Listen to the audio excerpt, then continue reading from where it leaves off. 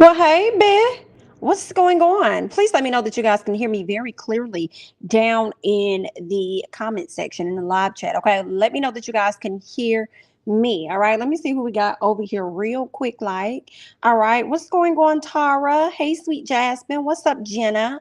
What's up, KB? What's going on? Yes. As you all come into the video, please go ahead and hit that like button for your girl. What's going on, Norris? Honey, what's up, Jesse Ray? What's going on? Oh, thank you so much. I appreciate that. What's up, Kay? Okay, y'all can't hear me. Okay, great. What's up, Z? What's going on? Mm. All right, y'all. We're going to talk about a few things, okay? Give more people time to come into the chat. I am going to open up the lines towards the end so that you guys that want to call in and share your thoughts about Real Housewives of Atlanta or Love and Marriage Huntsville, because I went live earlier on that today and I wasn't able to take call-ins. So we'll do that here. All right. And I'll probably repeat that again as more people come into the chat. Okay. What's going on, Sonia? Hey, Phil. Miss African, what's up? Yes, yes. Thanks for watching. I appreciate it. I appreciate it. Now we're going to talk about real quick. Listen, we about to talk about this show real quick. Like, Love Match Atlanta. Girl, let me go ahead and just put this up here. I don't know if y'all have seen this show yet, but I literally just finished watching this show. It's good. So far, it is the messy that I need. Okay. It's a whole new set of people. Just it's messy. Okay. It definitely had me tuned the hell in. I did not think I was gonna be tuned in to no doggone Love Matchmakers and then like that. But I was definitely tuned in. The lady had said towards the end, I think when the show went off, she said something like, yeah, we're matchmakers, but we're messy. I said, BIT definitely y'all is, because that's exactly what I was thinking. This is messy and I am so here for it. I love that they have the black guy on there. I think his name is Joseph, and I'm not gonna lie, I thought Joseph probably was a gay man, but he's not. Okay, he definitely has a girlfriend by the name of Paris, and we'll get into that. Okay, so let me just run through the show real quick with you guys. Okay, so you enjoyed that show too. It was better than I expected. Exactly. Okay, you liked it as well. Yes, you heard it was good. Listen, what's going on, D? Yes, was it good?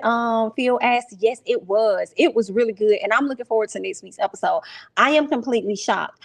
And it's no shade at all, but I'm thinking about Candy show, even though it was a new show. I thought it was going to be much more entertaining. This one is more entertaining, but maybe because you got younger people. I don't know. Maybe it's just a different dynamic. So let me not compare the two. But all in all, definitely tuned in. To this. So we meet these two ladies by the name of Kelly and Tana, right? They've been matchmakers for about 12 years, right? But here's the gag for me. They were doing a client intake process, or they were doing some type of client intake service thing that they were doing. And do y'all know they told this woman that it costs 25, come close, baby, come close, $25,000 for their services. And then talk about we teach you how to communicate and flirt.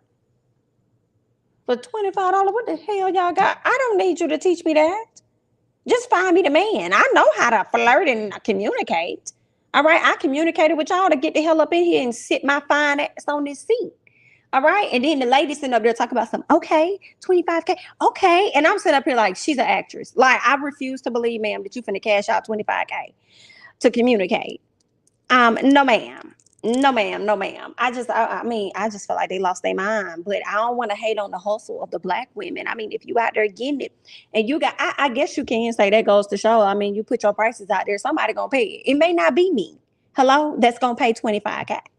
But it's going to be somebody that's willing to pay that and probably pay even more than that, depending. And some part of me wants to believe with these black individuals in this particular sector, it makes me think that they already shortchanging themselves with what they charge people anyway. Right. And I feel like if they go to the white people, they probably over there on some 30K, 35K. And they like, girl, we just charging a small fraction of what it is that they charge. I don't know. Right. I just thought that was really interesting. I had to rewind. I said, did they say 2,500 or K? Because I feel like I heard a K. I think I heard a K in that, 1,000 in that. Let me rewind. No, I was right. 25K. No, ma'am. So we also meet a woman by the name of Shay. Shay has been in the business for about 9 years. She ended up meeting with a client in a restaurant, and this was a problem for me, Shay, because I was kind of like, Shay, where is your office? Where is your local WeWork? Okay, where is that at? Why do you not have that, Shay? That's a problem for me. All right. She meets this woman in the restaurant, and it should have been a problem for Shay based on what the lady told her, because she was asking the woman what kind of man she like. Oh, I like him to be this tall. You know what I'm saying? He got to be hood professional, girl. You got to bring me somebody that's hood professional. He got to kind of have it going on. And he also got to kind of like, you know what I'm saying?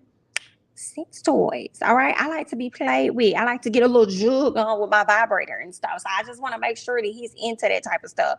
So Shay was like, well, I could find you those guys, girl. But the problem is going to be that they may be poor communicators. Because see, you didn't mention those specifics of what it is you would like your man to have. Okay. You really didn't mean he got to be a great communicator. This, that, and the other, probably never divorced, whatever, never married before. Like you ain't really give no real particulars. Okay. You ain't give no personality traits that you like to see him have, none of that.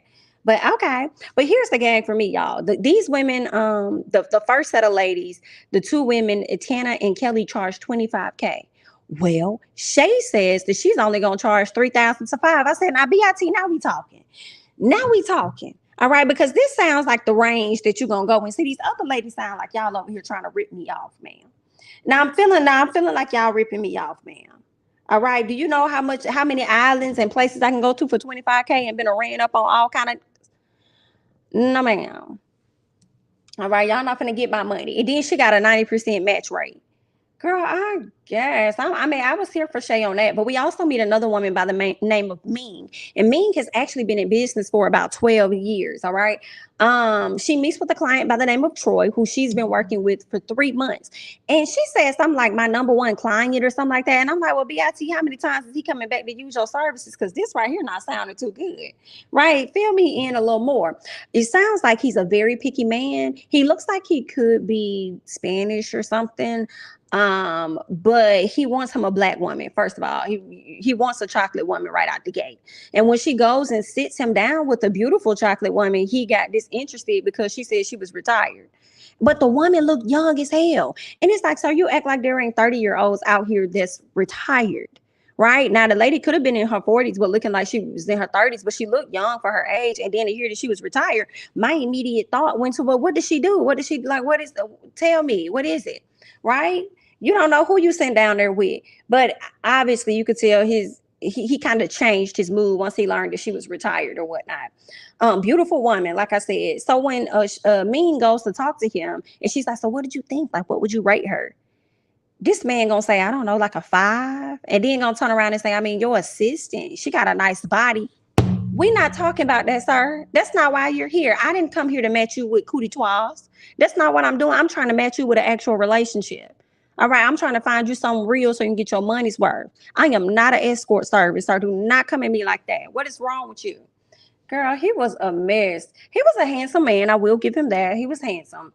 But I forgot how old he was. I think he was like 39 or 40 or something like that. And he's like, sir, you need to cool it down. Slow down. He want a young person. Thompson, can he get somebody in their late 20s or something like that? I'm like, you think she gonna want to deal with you? I don't know why these older men be trying to get these way younger girls like they gonna really be able to keep up with these women. But child, we guess in America. Well, let's keep going. What else we got? We talked about me. So Kelly and Tana, so they're working on a special program where they're trying to create like a university so they can bring in other matchmakers, primarily blacks, but I'm sure they're gonna take everybody. So they're working on that. And we learned that Joseph and Shay, Joseph came over to see Shay. They've been real cool. Y'all know Shay just got ended a relationship recently, right? And I actually love the fact that Shay has a college son and her daughter is like 2 years old. And I'm just like, that is just so cute. And I'm sure that's like her last child. Maybe not. I don't know. She may be on her candy birds. But I like that. Okay. They probably are still close, even though he's in college or whatnot. So anyway, there's that, right? So she's deciding to keep her relationship private because she feels like he probably gonna talk too much and tell too much of the beeswax. Okay. So she's not really gonna tell him too much. What else ended up happening? We learned that Joseph has actually been in the business for about 8 years. He's been doing matchmaking for about 8 years, right? Shay opens up and talks about how some of the matchmakers have been having issues with Joseph because Joseph really think that he that guy, especially since he has his own app called RLB or something like that. I don't know if it's Real Love Black or Real Black Love or whatever. It's something like that. He has his own dating app. Right. So some of the ladies have an issue. Shay gonna tell him, well, we have a problem with the fact that you're not even certified. Like you came into our industry without any certification or anything like that. And you just started doing your thing. And I said, well, wait a minute, Shay girl. Technically, you came into the duos in industry because they've been here for about 12 years. You was only active for 1 year before he came along. You over here talking like you've been down and been hustling. Like that's not what the credit said. They said you've been in business for about 9 years and he's been in for about 8. Girl, y'all damn near neck and neck. But I guess, honey, let's keep going. What else happened? Okay, so we end up seeing where Tana and Kelly, that client that they had paid them 25K earlier, she ends up meeting with another one of their associates client. They go out on a date. They both like each other. So we're gonna see where it goes. I think he is like an attorney or something. I think he's an attorney and he happens to have one child and he's divorced. So we'll see how that's gonna go between them. Here's where I had an issue with Tana and Kelly. They had the audacity to take this woman to a clothing store and say that, oh yeah, we also offer a bit of image consulting. I'm not even trying to shade, but yeah, if y'all gonna do that, bring somebody else in because y'all fashions is not enough to critique this woman and tell her what it is she should wear. In addition to that, she chose what it is she wanted to wear. So why did she need y'all? See, it's giving scamish for me. And I hate to say that, you know what I'm saying? Because I'm just not understanding why y'all paying all this money, to do some things that you could do on your own. Now it did. When they first told that it was 25,000, they said that it could be something modified or something like that. Like it could be modified. I'm like, okay, so that means you could take out that I don't feel that I need, right? Right? Because let's take this out and let's take that out and take this and that out. So what we looking at now, about 5,000? Oh, okay, good. Because you had me messed up, girl. But I guess let's move on. Joseph has a girlfriend by the name of Paris that he ended up meeting on an app, child. He done met Paris on this app talking about it's the app that he created. When he saw her face uploaded on the app, he decided to go get himself dressed up for the app.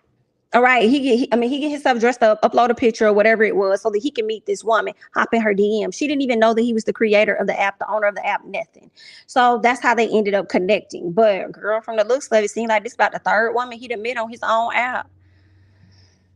This ain't looking good. And what's sad is that Shay had the audacity to sit up here and call this man's girlfriend an opportunist, all because he decided to do a contract. And after dating her for about a year, because they've been dating since like 2020. So after dating her for about a year, he decided to draft up a contract to where the app isn't just his, but it's theirs. So now she's a partner in his company. I said, oh, wow. And Shay has the audacity to call that woman an opportunist for this. It seems like to me that Joseph is the one that's the opportunist because he out here heavily dating his customers, I guess you will say, or his clients or whatever. So I mean, guess Sean, let's get going.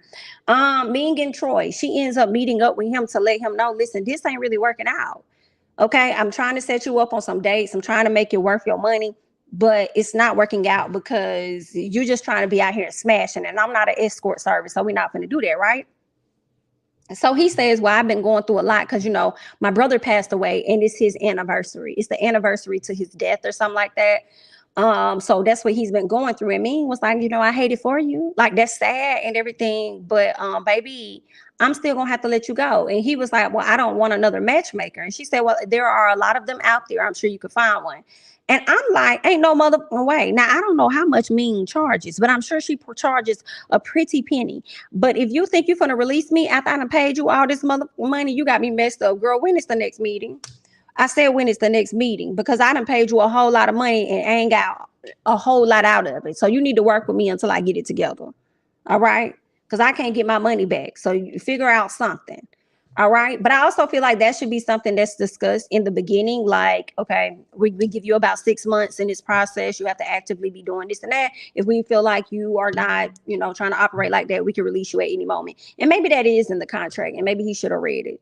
But girl, you ain't finna, no, man. Anybody finna spend up that money? I will hope and pray that you are going to be dedicated and focused and really serious about finding you a mate, right? So let's get into Tana, Shay, and Kelly. So the ladies link up, and they first of all, let me go back to Joseph and Paris. They go to play this. It's like they call it fouling or something like that, or foaling or whatever. So you have the bowling pins at the bottom, and then you have the football that you have to throw. Y'all, I have done that before. It's a nice little spot. I forgot what it's called. It's something. I can't remember what it's called, but it's fun, but that's hard as hell because I ain't no thrower, girl. I don't know how to throw no football like that. That thing is hard. Okay, but it's a cute concept, I suppose. I also like the location that the ladies went to where they kind of played the little golf in the little what you call it. You ain't really playing golf for real, but I thought that was cute. But I think Top Golf is probably going to be the place for me. All right, because your girl really be feeling like a golfer out there. You know what I'm saying? Because I really be doing this. Okay, but anyway. Let's move on. So the ladies, what we learned is that Joseph ended up reaching out to them, inviting them to an event. But the ladies not featuring Joseph. They like, girl, I don't fuck with him because the duo feel like he stole their idea. So y'all know he got this RLB or RBL app, right? This dating app. And I guess they tried to pitch some type of VIP deal, like special clients or something like that, a VIP thing.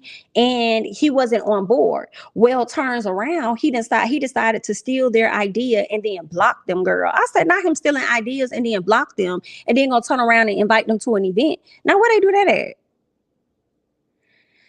And then the sad part is, Shay, we see you, girl, because you real shady, honey. Gonna sit up there talking about how he came to her house beat out. What she said, he came to her house with a beat face, right? So he had just sat in the confessional. So of course, men do get the makeup and touch-ups and stuff while they in the chair. But she called him out for having a beat face. And I just cackled because I'm like, okay. So as I'm watching this show, I had an initial impression of him. I thought that he was one way, and shame on me because I judged that book by its cover and didn't even know.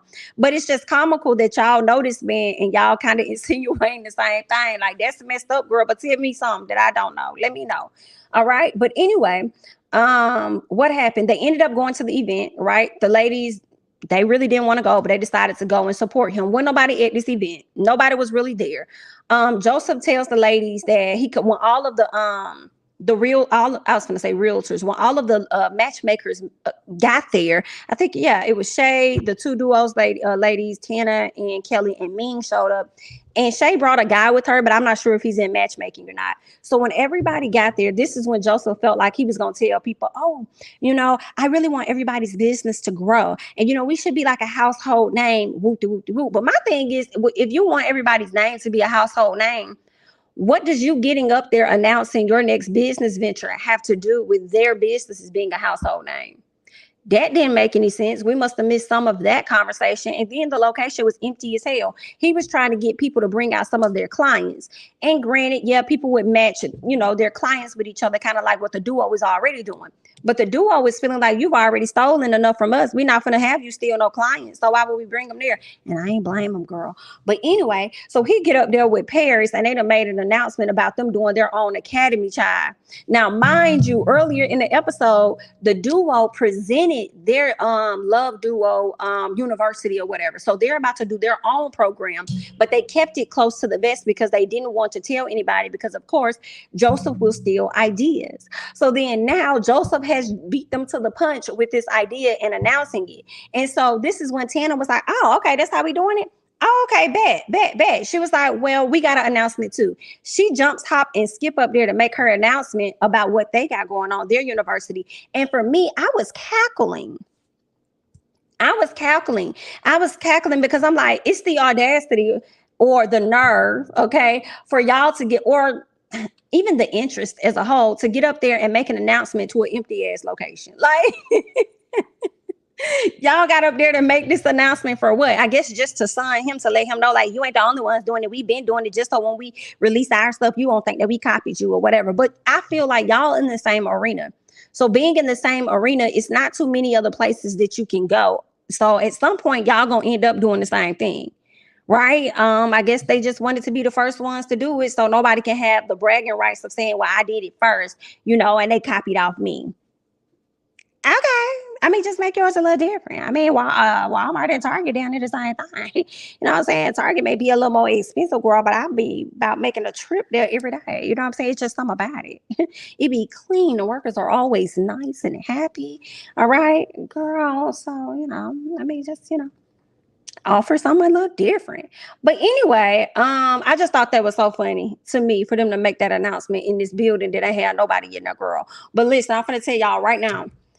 Love Match Atlanta has me tuned the hell in. I'm gonna tell you right now. And then Candy and the Gang, the season finale came on, and we are about to get into that next.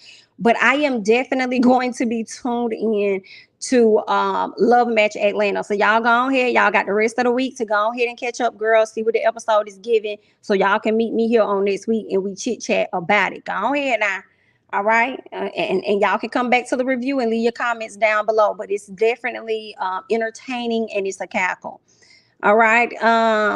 It's all good. Dylan, welcome, honey. Thanks for joining us. What's going on, Prosperity Thick Girl? What is up? Hey, Tracy, what is up, honey? Yes, yes, yes. All right.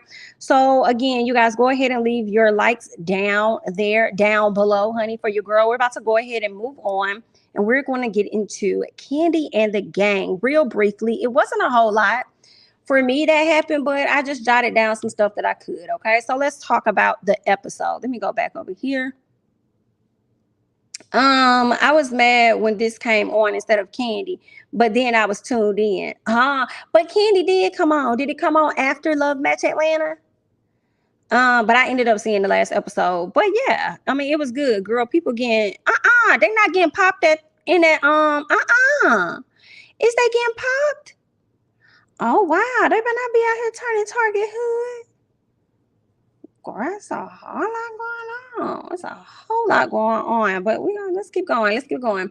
Let's get into Candy and the Gang. All right. So the announcement was made at the top of the episode about Miss Chandrilla being a part of the head Major D. I don't even know what the fucking Major D is. But if y'all gonna give it to Chandrilla, girl, congratulations, honey.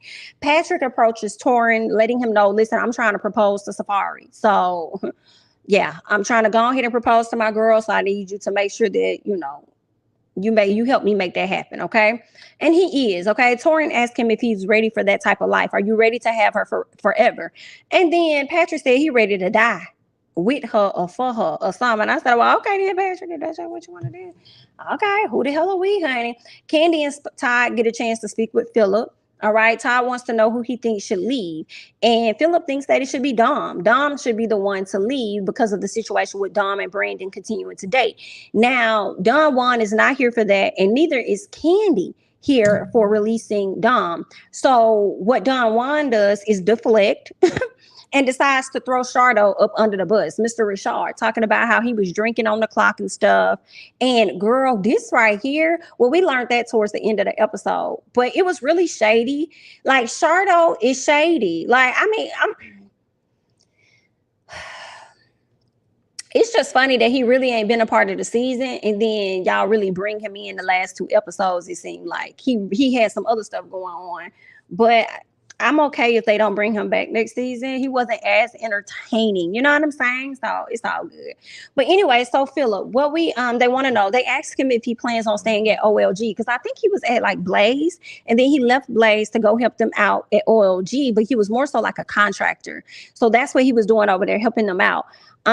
He said he doesn't know because he didn't really want to work for anybody, but he did in the long run decide that yes, he's going to stay a little longer. But one thing that Philip said that I absolutely loved is that he said his parents set him and his brother up to make he says his parents set them up to make a choice on whether they want to work for someone or they don't. That means to me, and I could be wrong, that they had a healthy life insurance policy. Okay. And I'm sure their parents worked very, very hard as well. But Philip's mom did pass away. So it makes me wonder, like, he probably got a really good life insurance policy, know how to manage his money and stuff, and also know whether or not he really want to, you know what I'm saying? Like, I ain't got to work for y'all if I don't want to. But I guess Candy and Todd make it easy, and it's a way for him to get the training and the understanding that he needs to move forward and own his own restaurant. So I'm like, okay, cool. Started, I liked Philip in the beginning. Then I was like, I don't know. And then now we back to liking Philip. Philip is good. Okay. What else? Brian lets them know that Todd first of all, he tells Torin and Shardo about the sit down he had with Todd, because y'all know he's trying to get Todd to be an investor in his egg roll business. So I'm thinking that Todd was going to give him a food truck, right? Well, no. He says that Todd said, I just bought a whole block. F a food truck. I'm trying to give you a store. I see. Hi, Todd. How are you? What's going on? Okay. Hi, Candy. All right. So shout out to y'all. Y'all out here really giving people opportunities. And I love that he said that. Like, hell yeah, you finna give me a whole storefront? You finna give me a whole storefront and you finna be 50% of the partner, and then you finna teach me the things that I may need to know because you're already successful with multiple restaurants. F this food truck. Let me go ahead and slide on into this building that you done bought. Now, is you gonna get me a generator though? That's the question that I have. Hello? While you over here buying the block and stuff, but I'm definitely here for that. And I feel like that was a slight flex of Todd to be able to say what it is that he got. Because we always, for me, I always hear about the successes of Candy, but I don't hear a whole lot about Todd's. Todd's successes has come from the ones that I have heard have been like the stuff that he's done on the OWN network, and me learning about him being an executive producer of Encore, because the idea generated between he and Carlos King a very long time ago, right? So yeah, and of course the work that he's done with Candy. So I didn't even know anything about no whole block he done bought and this, and I love it. I love to hear it. And also it didn't really make a lot of sense with Candy wanting to give people so many opportunities, because some people should have been let go. But hey, Candy be looking out for her people, high key. So it makes sense at the end of the day. She definitely be looking out for her people more than others. So yeah. Now, Todd, we know you look out, but you ain't got to be trying to fire everybody either now. Come on. You ain't got to be doing all that. But anyway, what else we got? Patrick and his mom, they have a talk. Okay, he wants to propose to Safari. She's really nervous for her son. She's shaking. She starts to cry because she's thinking about her baby boy and having to share him with somebody else. And I don't think that was coming from a place of like, you're my only child. I want you all for myself. How some people like to say the mom like to date, her kid or whatever that little stuff is people say. I think it was so much of like, yo, my son is like really, really growing up, and I'm about to hand my baby over to a young woman that I think is a great woman, but is she going to break his heart?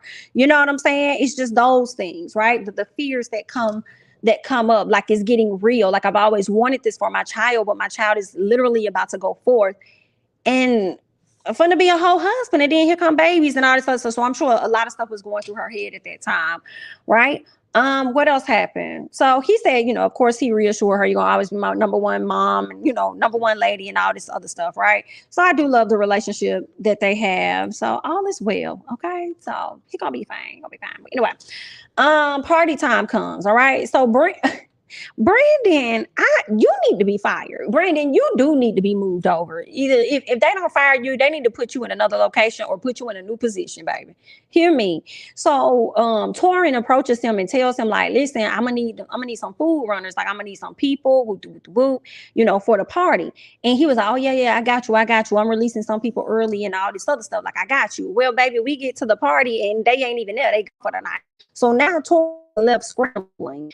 You know what? I know that that's nothing new for him, because I think that's something that often happens with event planners. You got to always be ready with like all damn near 4 different backups, because you just never know what may happen, what may go wrong.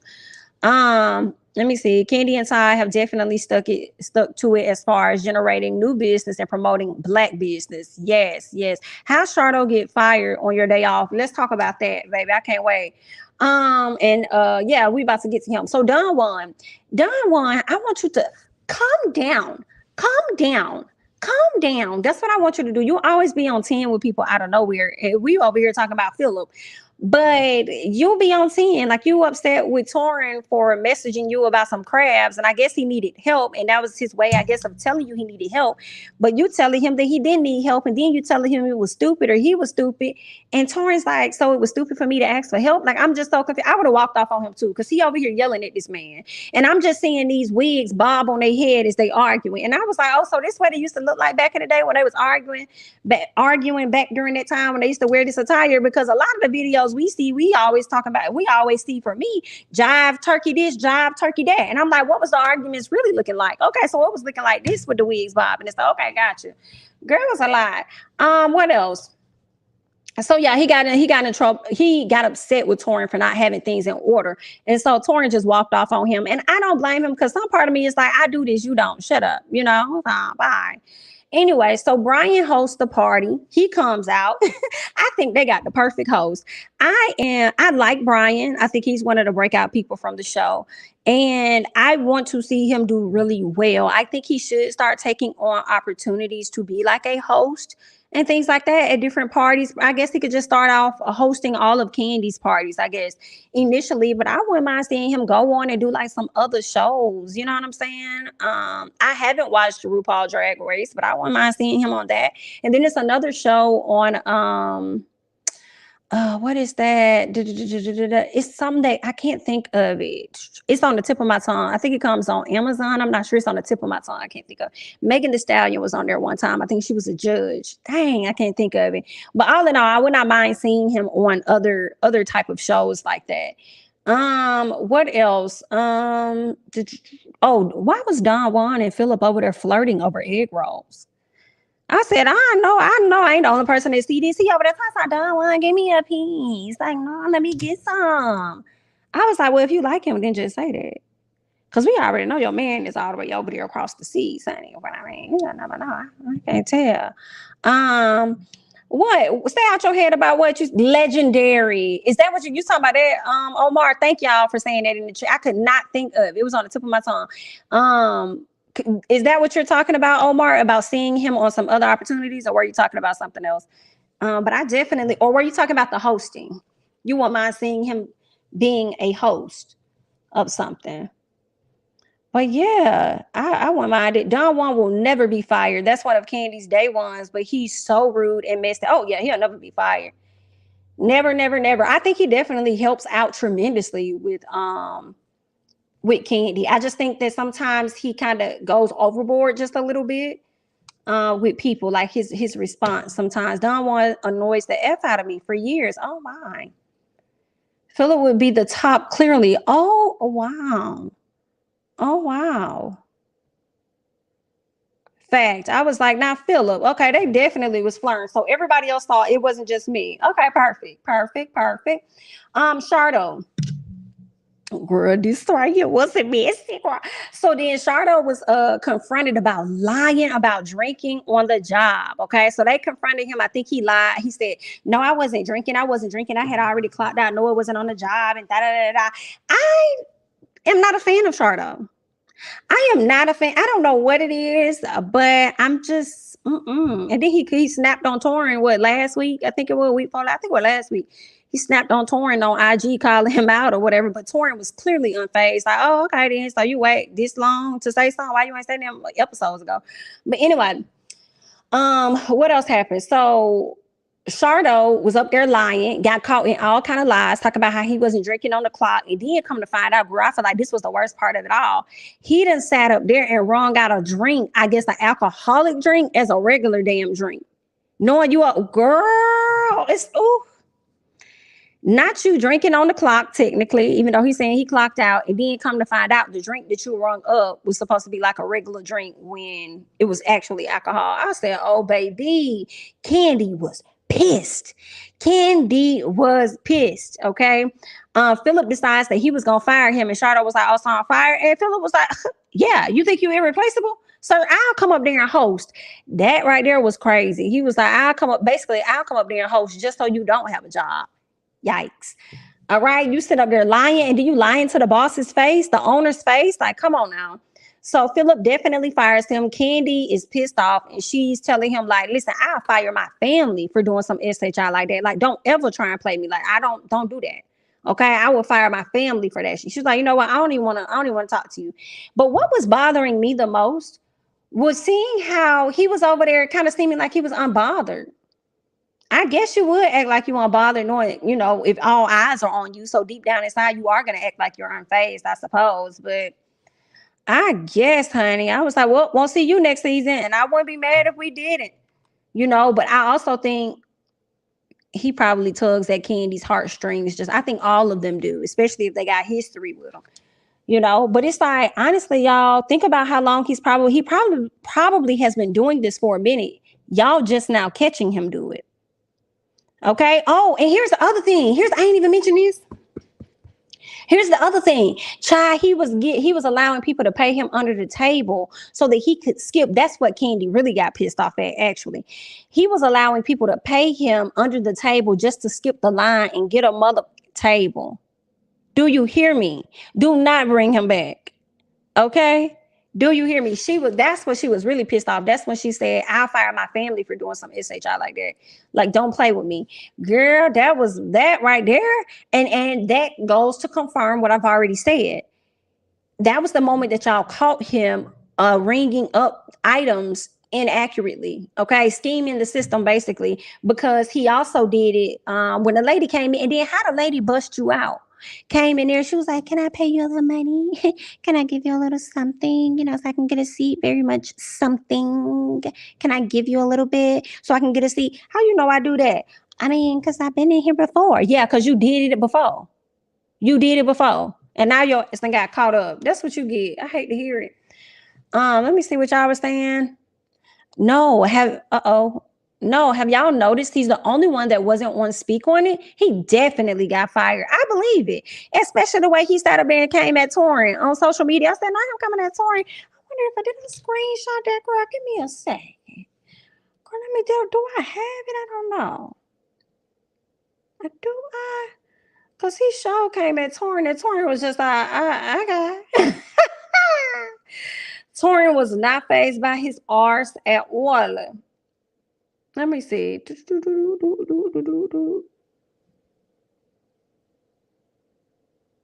Okay, no, I don't think it's not on this device. It's on my other device. But yeah, so he came at Torin. Matter of fact, I wonder if whatchamacallit sent it to me. Let me check and see. Keon be sending me so much stuff. I'm trying to see. Because I really just wanted to read what this NIGGA said. He got so upset with Torin. Torin was not fazed. Do I have it? No, I'm probably going to be scrolling forever. Yeah, I'll be scrolling. Don't worry about it. Listen, through this phone, like, yes, like your mama. Look, I'm over here like, let's see. Where is it? I was trying to find it. I don't see it, child. But it's all good, honey. What else? You only watched one episode of Candy in the Gang? Yikes. I think a lot of people did. I think a lot of people did. Took that man back to 1970 just to fire him. I'm shaking my head. He deserved it though for accepting bribes, right? Well, good luck. What else went on? So Patrick, what's that boy name? Torin went and grabbed Patrick because y'all know Patrick was getting ready to propose to Miss Safari. He grabs Patrick and it's time for Patrick to go change, get it together. He was back there like, I thought his heart was going to come out his chest. The way he was just like, we didn't see him, but we heard him. The breathing that he had. I was like, oh, man going through it, okay? And Don Juan was like, you sure you ready for this? Like, if you love him, why you scared? Why you worried? Like, I mean, he could be worried even if he love him. Like, I mean, whatever, fall back. But anyway, he gets out there. He did look nice. He gave her a poem. She came out there or whatnot. And she looked like she was breathing hard as hell too. Like, wait a minute, is this what I think it's going to be? Like, what the hell is going on? And he proposed to her. And I did think that it was very sweet. Okay. It was very sweet. And of course she agreed. She said yes. And they pulled the sign and I felt the way about the sign. I said, how you going to have the meet and then airy? Like, do it all together. All right. Who was not paying attention? Drop it all together. But anyway, the sign said, marry me. He got down on one knee. Of course, she agreed. And once she said yes, the fireworks got the popping. And I said, that is just too cute. Okay. I thought that was nice. I hate that her family was not there. I don't know if they weren't invited, but I think it would have been a nice touch to have her family there. All right. So let's get to like the updates. Right. Brian still working on that soul roll business. Things are going to be getting off the ground with that soon. Dom Unique and Brandon are still dating. Torin is doing well. He's still doing the events over there at Candy's OLG. Chandrilla and her fiance have recently bought a house, so shout out to them. They are also getting married. I think she said November 11th of this year or something like that. And then Patrick and Safari have also moved in together. Okay, so those are the updates for Candy and the gang. And at the end of the episode, I love that they gave me Aunt Bertha before the show went off. Yes, because Aunt Bertha was sitting over there looking at her clock like, girl, how long have I been here? Can I go home, please? I have been here all day. Please let me go home. Girl, I was over here cackling. I said, please let my auntie go home because she's tired. She's tired. Let her go to the house. This was such a good ending to this show. Congratulations to them. Yeah, I think they did good. I think Torian did a really good job, especially after getting all of that yelling at, fussing at by Mr. Don Juan. But Candy felt like the event went great. And I knew it was gonna go great once that proposal happened. I was like, oh, this is gonna top it off. They had such a great time. And it was weird. I mean, I guess they did have more people come because in the beginning it was like, girl, don't look like nobody out here. But people definitely came. That's what it looked like by the time she got proposed to. It was quite a few people in the building. So I said, okay, that's what's up. I want a reunion because there has been a lot of shade behind the scenes and on Speak On It. And I think Candy, I don't know, because y'all know Candy stay busy, child. I don't know. But even if they let Don Juan do it, right? I think that she should do a reunion on Speak On It, right? If she don't have a big enough stage to bring everybody out, maybe she could bring out different people. Like when it comes to Safari and Patrick and Chandrilla and June, like bring them out together and talk, and then bring out whoever feeling, she can make it work. Okay. Candy knows what to do. So I'm like, hey, go ahead and do that, girl. I won't mind, probably scooting over there and checking it out. What else? Hopefully the soul rolls will never look like Miss Wanda's girl. Drenched baked potatoes, kitchen sink potatoes. Ooh, I hope not. I'm not gonna lie. Somebody been taking terrible pics of Miss Wanda's food, girl. It has not been looking tasty. It has not. Presentation is everything, and that's not giving presentation. Who was drinking and probably is about to start driving? Who that? I bet he wishes he stayed at Blaze till they reopen. Shout out to Candy showing the Blaze restaurant on Real Housewives of Atlanta. Okay, and that food had looked good too. That food had looked good. I said, I'm going to have to take that drive and go to Blaze and see what's going on up in there. It had looked good. What's up, Summer? Thank you so much for the super chat. Watching B, but I will come back. I got you on the laptop and her on my TV. Love y'all. Love you back. I do appreciate it. Thank you so much. Thank you. I appreciate it.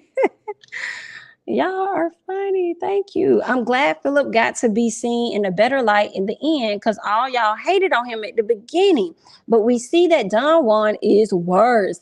That elitist comment about making too much to do errands. Woo. Now I will say I was in that number of people because I liked him in the beginning. Then I was like, oh, I don't know about Philip. He going a little too hard. Right. And then he came back around for real. Phil really is not that bad of a guy. I think he really did need that icebreaker moment. Right. I think he needed that. Yeah, I think, and I also felt like the comments from Don Juan about, I'm not gonna run errands and I don't gotta do this and that.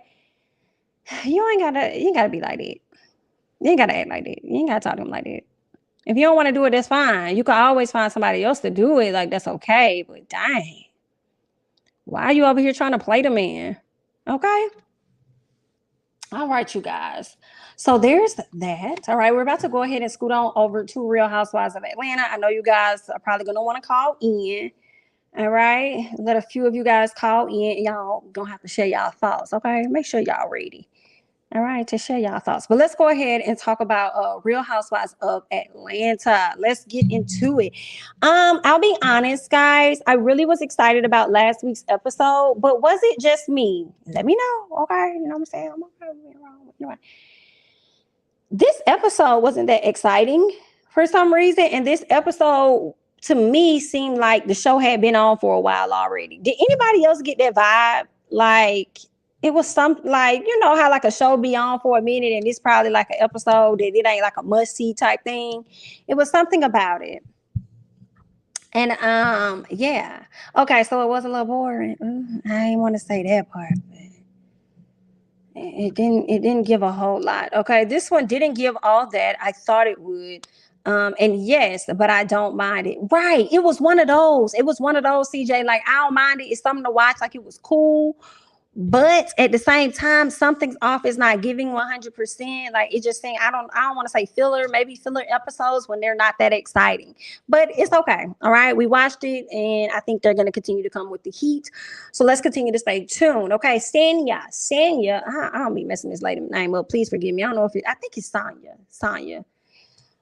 Anyway, so Sonya has moved her family all into one house. That means it's what she said is 9 people. So it's her and her husband, her mama and her dad, her son, her sister's husband, and their child. So yes, that's 8 people. So who else the hell in the house?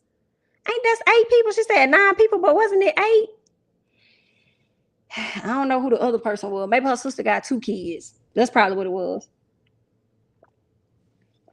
So they move into the house, but her mom and them over there arguing over damn patty, what is it? Beef patties or something like that, whatever the meat is that they eat over there in Jamaica. They were arguing over it. Their mommy is so funny to me. Okay, the way she was doing the sister, her Sanya was asking the sister, like, how are you feeling about everything? And she was like, oh, well, it's been interesting, having to adjust. I'm used to having my own or whatever. And the mama said, okay, well, you act like you the only person that had to deal with that. And she was like, she was talking to me about how I felt. Okay, she was talking to me about how, I'm confused. All right, so that was funny. She also was telling them not to eat on her beef patties or something like that. Hold on one second. Give me 1 second. All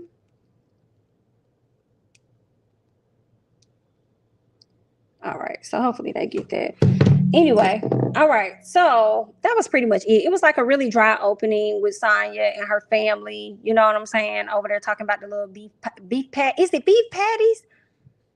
Jamaican patties are that girl. I've never had them before. I'll have to try them. I don't think I've had them before. I don't think so. Mama was set on ready and trained to go. I'll fight for some beef patties. So they were the beef patties. Okay. Not Drew playing in your motherfucking face. Listen, I'm so confused by them, y'all, when we get to their segment. When I tell you Drew said that Ralph had her on like the what she said? Drew said that Ralph had her in the dryer or something like that. Miss Girl said, I'm like, Drew, I'm in the dryer with you. I'm in the dryer with you, ma'am, because I honestly don't know what the hell is going on right now. Girl, he had me in there just tumbling. I damn sure was a tumbleweed for sure. Understand it. So Sheree and Kenya. My doggone earpiece that came out. Give me 1 second, y'all. Sheree and Kenya. So Sheree takes Kenya to the basement. Now, y'all know the last time Sheree took Kenya to the basement, actually, I don't think Sheree took Kenya to the basement. I think Kenya chose to walk down that lady basement when she had the basement closed off. So Miss Girl was full of SHI. But boy, do I tell you, Miss Sheree did not mind letting Kenya see that basement this go around. Okay. She was like, girl, you're gonna get into this basement. So she took her down to the basement. Basement was beautiful. Basement was really, really nice. And am I the only person? Because I was like, Sheree, what kind of money were you making to maintain your home? If you didn't have like jobs, like, are you good with like money management? We see you got the connects over there with the Africans and stuff like that. You know what I'm saying? Sheree, how was you making your money? I don't think Sheree was doing anything illegally though. I ain't gonna say that. But I definitely wonder, like, girl, put a sister on. Okay, because you maintained that house this whole time. Okay. You did that. I'm gonna give you that. All right. So what else ended up happening with Miss Sheree now? They spoke on eBay or Lebay. Okay, that's what they ended up spoken on. Okay, she getting it from Thelma. Well, what does Thelma do? I feel like she probably, what crossed my mind, not Chateau Thelma. What crossed my mind was she probably got it from all of her children. All of her children probably pitched in. I mean, it's a room big enough for all of them to live there. They probably living like Sonya and them. And I actually don't mind how Sonya and them are living. Okay. So I feel like a lot of people do that in these big old houses, and they all like come together. And matter of fact, me and my mama had went yard selling. My mama had came up here maybe a week before last. We went yard selling. Was it last Saturday? No, it wasn't this Saturday. It was Saturday before last. But anyway, and we pulled up to this house, big house, and it was two white couples at this house or whatnot, girl. And I'm like, yeah, they live here. They live here together. Now, I don't know if somebody is brothers and sisters, but I feel like they do that all the time, where they move their whole family into a house. And, you know, people be out here trying to drag folks. You stay with your mama, you stay with this, you stay with that. Girl, it's probably designed for that. They probably got like a big S5, 6-bedroom home for those purposes. Exactly. So if you ain't got to rush out here and go get a house and be in debt or whatever, then cool. Whatever works for your family, do that, right? And right now, what it looks like is working for Sonya's family is that everybody come from Jamaica, stay with me, figure out the area and stuff, and then decide on what y'all want to do. She talking about they only gonna be there for a year. Watch we look at 3 years from now, they still gonna be there. I'm not gonna really drag, okay? I don't think I ain't gonna have too much to say, all right? What else? So I feel like that could also be the same situation with Sheree and her kids. Like, everybody got a room. She built the house with them in mind. So, I mean, why not? I mean, save on some money, girl, especially the way inflation over here, hearing people paying rent by $1,500. Then they want to send you a letter talking about it's going to be $2,000. Excuse me, $500 increase? Where they do that at? Huh? Yeah, no. Let me move back in with my mama. What the y'all got going on? You know what I'm saying? So, thank you so much, Summer, for the earpiece fund. I appreciate that. Thank you. Hispanic. Oh, you're right. Hispanics been doing it since they stayed coming over as a store. Not a stowaway, y'all. Since they started. Yeah, they do. I think it's extreme. Right. Earpiece fund. I sure appreciate it, girl. Thank you, Miss Summer. Thank you. But yeah, I think it's a very common thing. And I don't be knowing everything that's going on in the white culture to really know what they drag each other or don't drag each other about. But I know I see a lot of us that clown people that still stay with like their family members and stuff, you know. But, you know, whatever works for you and your family, girl, I guess do that. But I also feel like, you know, your credit should be on the up and up, child. If you living like that, but I don't know what your debt is. So let me mind my business. Anyway, Sheree knows Kenya. Sheree shows Kenya the basement. Basement is beautiful, as I said. I do wonder how Sheree has been maintaining her home financially. Said that they spoke on the Le Bay event. Okay, girl, Marlo is never going to like Kenya again because it's no longer Le Archive. It's Le Bay. Like, girl, embarrassing. Okay. So Sheree says that she could have wore joggers. And I said, see, this is the stuff that I'm talking about, Marlo. Kenya throws shots, you're pissed. Sheree throws shots. And it's funny. It's comical to you. I feel like Sheree threw the first shot. Saying you sit up, you looking like the strawberry that her grandma used to grab out her purse to keep her quiet in the church. And you get all on social media and it was funny, girl. I laughed too. But when Kenya calls your event levee, then you mad. And even if Drew laughed, you going over there dragging Drew about her French roll. Meanwhile, you went to her doctor to get you some on your edges. Like, I'm confused. What is that giving? Talking about this lady head. That wasn't right. Yeah, I went to Drew's doctor to grow your edges back, only to put a lace front back on. Let me tell you, I felt Kenya when she said that. She said, isn't the purpose of getting your edges done is to not have to wear the lace fronts or whatever? Well, technically not really, Kenya. I mean, a lot of women have edges and a lot of hair, such as yourself, girl. And they still choose you got my text? Okay. They still choose to wear their wigs or whatnot. So yes and no. But girl, don't sit in the confessional showing your edges and it's a whole damn appreciate it. Throwing out the fridge. Okay. Don't be sitting up there in the confessional showing your edges and it's a lace front. Help the people. Anyway, what else we got going on? So Sheree throws shade and says she could have wore joggers at the event, and tells Kenya how Marlo talked about the white refrigerator that she had and how she used to borrow, I guess, Lisa Ray's Range Rover. And Kenya said, girl, I don't know, Lisa. First of all, she said white refrigerator. I mean, at least my bills were on time. So let's talk about that. Thank you. At least my bills are on time. So let's talk about that. Right? And then is this mine? The water bottle? Yeah. The one? That was the only one I saw. Oh, okay. I guess that is mine. Okay, cool. Appreciate it. So she was like, I'm trying to remember where I was. Yeah, Kenya was like, so I mean, at least I paid, like, I mean, at least I paid rent. Like, you're over here complaining about a refrigerator. I mean, at least I wasn't late on bills. And I'm like, well, girl, Marlo, were you late on bills? Was that a shot to you? And then Kenya said, girl, I don't even know Lisa Ray like that. Like, I mean, I know her, but I don't know her enough to be sitting up here renting or borrowing no damn car from her. Like, where'd she get that from?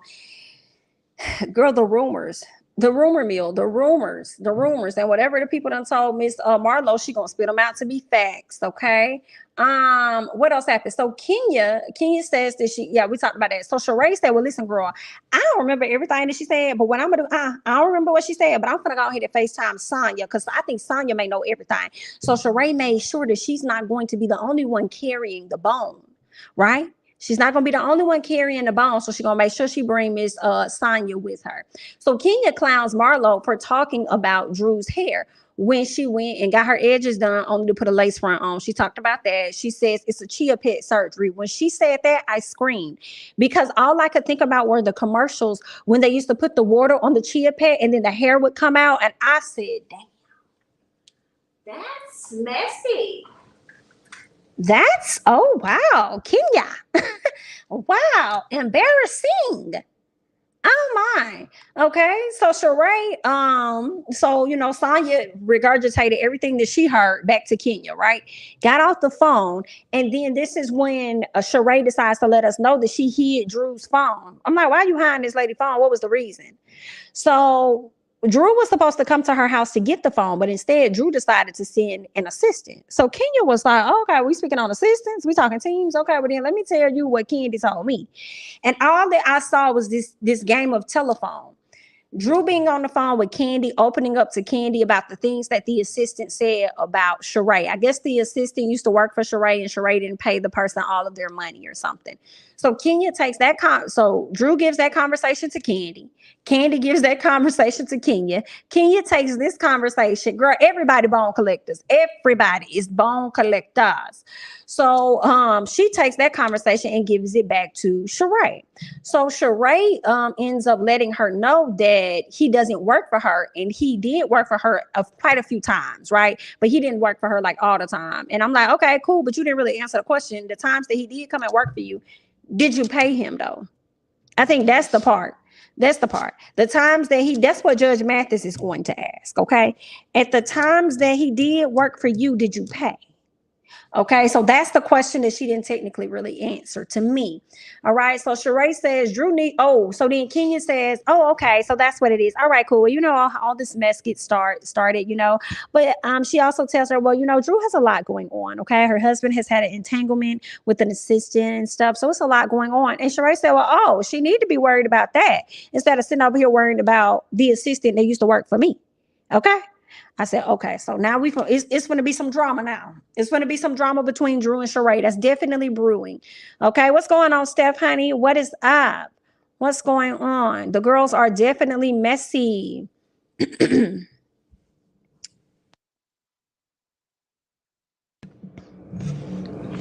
I don't. Ooh. I hope not. Girl, I hope not. I hope that's a good question. I hope not. Because that Basketball Wives assistant was messy as hell. The one that got in touch with Jackie Christie to say some things about Malaysia Park. Oh, baby. That person was messy. And I hate to say it, but I don't know if it was him, but I will say the assistant that we did see was giving opportunist for me. All right. Sheree should start doing tours of her house for $30 a pop. She will make a killing. Possibly. She probably don't want all that energy up in her house, but possibly. I was wondering if she like maybe Airbnb it out, rent out certain sections of it or something for any type of events or something like that. Definitely wonder. Maybe she got an outside entrance where they can get into the basement area down there. Like you can rent out my basement, have your little shindig or whatever, and get the hell out of my house by a certain time. And make sure you got a cleanup crew with you too. So I don't know. That is the assistant who spread those rumors on Basketball Wives. DJ Richie confirmed. Oh, wow. Again, I'm not surprised based on how he met Candy at the door, giving, overdoing it. Okay. Definitely giving opportunist vibes to me. Just overselling. Hey, Candy Birds, da da da da da, blah, blah, blah. Like, what is all of this? Be normal. Okay. What is that giving? But that is messed up. That is a messy boost. And it's crazy. Girl, why do they keep hiring the same person? Why do they be hiring the same person all the time? I mean, I want everybody to get their money, honey. But come on. Soon there'll be no more bones to collect. Just wigs and edges. Damn. Oh, damn. Jamie, it is. DJ Richie confirmed it today. He said he called him to ask him and interviewed him. Oh, yes. Ooh. Ooh, girl. Not interviewed him too, girl. That's messy. That's messy. That is messy. Girl, so all that energy Miss Malaysia was giving to Miss Jackie, she should have been giving it to this young man right here, because Jackie really ain't saying nothing about you. Girl, that's some messy stuff there, girl. Let's keep going. Let's keep going. Let's get to Drew and Ralph, okay?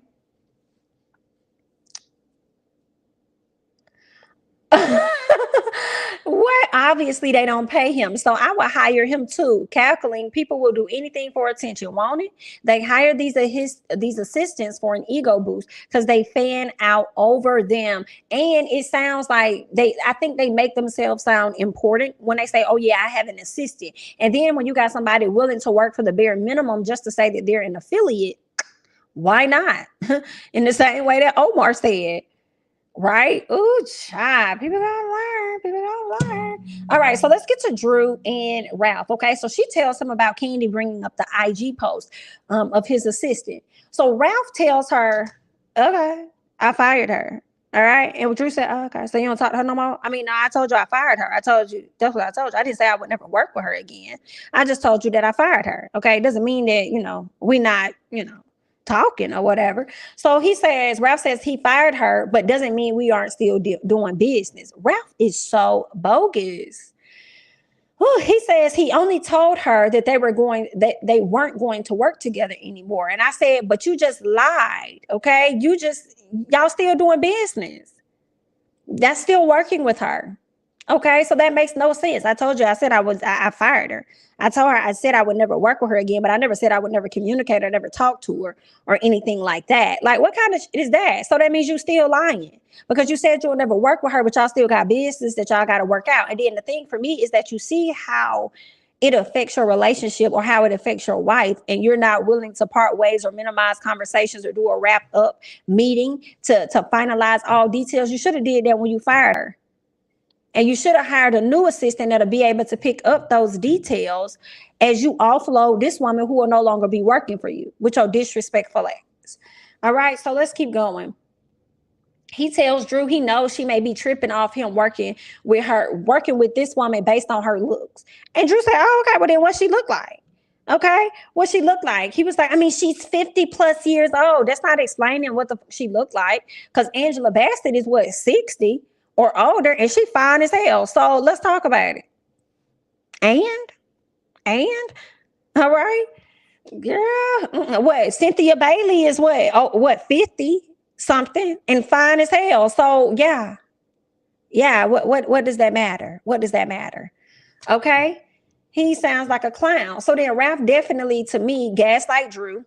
And Drew says, people says that he gaslights me, but I don't know. And they was like, well, then define gaslight. So she had to look it up. And she was like, This is what he does. This is what he does to me. Yeah, Then they did the flashbacks of all the times that he's gaslit her ass. Girl, you should definitely be on fire at this point. What else? I just felt like he's such a liar to me. He's such a liar. Like he double talks so much when she says he has her in like a tumble dry or whatever it is. Like, girl, yes, he does. He over talks, under talks. He just gives too much. A good definition of tongue tied, because that's what he gives. He don't even be knowing what the hell he be saying sometimes. He wants her to tell him, this is what I didn't like. He gonna say, tell me that you never want me to talk to her again. Tell me out your mouth that you never want me to talk to her again. Why the fuck should I have to tell you that? My actions have already displayed that. Are you fucking serious? If I made you feel like you need to fire this bitch, what makes you think that I would want you to continue to talk to her? And then Drew sits up there with this delicate way to me of saying what she said. Well, no, I'm not going to say that. I'm not going to say that because if I say that, then you're going to resent me, and then you're going to feel, later on down the road, if you're not happy about that, you're going to feel like it's my fault. I don't give a how you feel. I don't give a how you feel, and that's how she should have said it. All right, you over here playing. You minimize yourself when you're in his presence. And that's why I feel like he continues to run over you, because you don't really say stuff with your chest.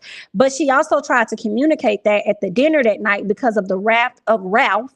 Okay, the wrath of Ralph, it makes her go inward. You know what I'm saying? She kind of crowns in like she's a little baby or something. No, I don't. Girl, you're gonna have to like some stuff up. Right. I wanted her to get an attitude, maybe roll a little bit of the neck, cuss him out just a little bit. Who do you think you're talking to? Why would I have to sit up here? Like, what kind of common sense does that make? Do you value your marriage? Do you value your family? So you sit here and think about that. Do you really think I want you to talk to this bitch? Why would you need me to tell you some that you already know? Answer that mother question for me, because this plate about to be up beside somebody here in just a second, because you're trying to play me for stupid. Okay. What else happened? Then this NIGGA had the audacity. This is what pisses me off so much with them.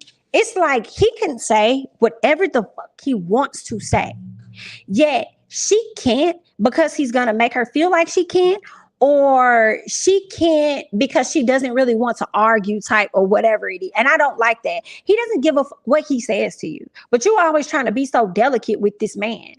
Yeah. Okay. Sitting up there talking about, oh, well, there's a whole lot of things that I already resent you for. Excuse me, Miss Why? Excuse me, Miss Why? Resent me for? What? Yeah, but we don't have to get into that. What? No, we can talk about it. Let's go. That's your motherfucking problem. You always trying to not have conversations about shit, and then you like to go out and do these grand big things, thinking that that's going to replace something, thinking that that's going to make her disregard the friction that y'all already got. That don't mean anything at all. Okay,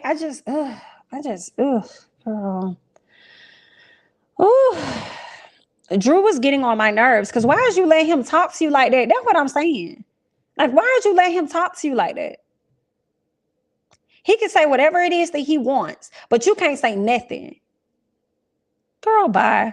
We all teach people how to treat us. Drew puts up with that BS. My Leo energy would never. And that's what I'm saying. Like, I had a relationship, not like that, but I had a relationship where it was always what I need to do. And what the you finna do? And what, get mad every time? I don't give a fuck about you getting mad. Because you're not finna sit up in this relationship and tell me what it is I need to change, and you feel like you just walk around here like you perfect, like you ain't got shit you got to change. Excuse me? Hell no.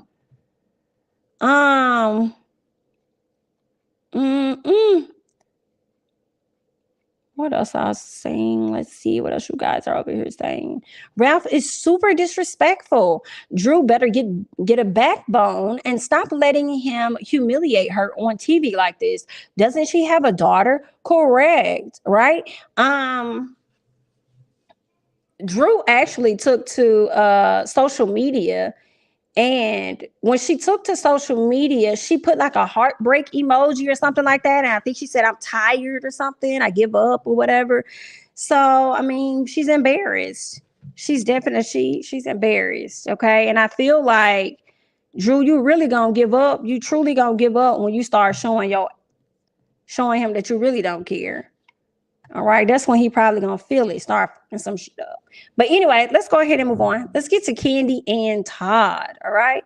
So Candy and Todd, Broadway production went well. Candy has a production. I think she just got another Broadway opportunity as well. But the recent one that she had, I guess earlier this year or last year, ended up doing very well. Okay, she got some good reviews. Now, Candy says she calls out Todd for not being available. Okay, she says she needs help. Like I need you present or something like that. I need help. You're often not available or whatever. She says his absence disrupts the show or disrupts what she got going on. I was with Todd. I'm sorry. BIT, you the one that's always gone. Todd said I be gone for weeks. You be gone for months. So what was it? How am I the problem? How am I the problem? Okay. What else happened? Yeah, she talks about, well, when I be gone for work. Girl, it don't matter. You not here. You not here. Okay, so there's that. What else did I hold on? Girl, what the hell is this? Give me 1 second.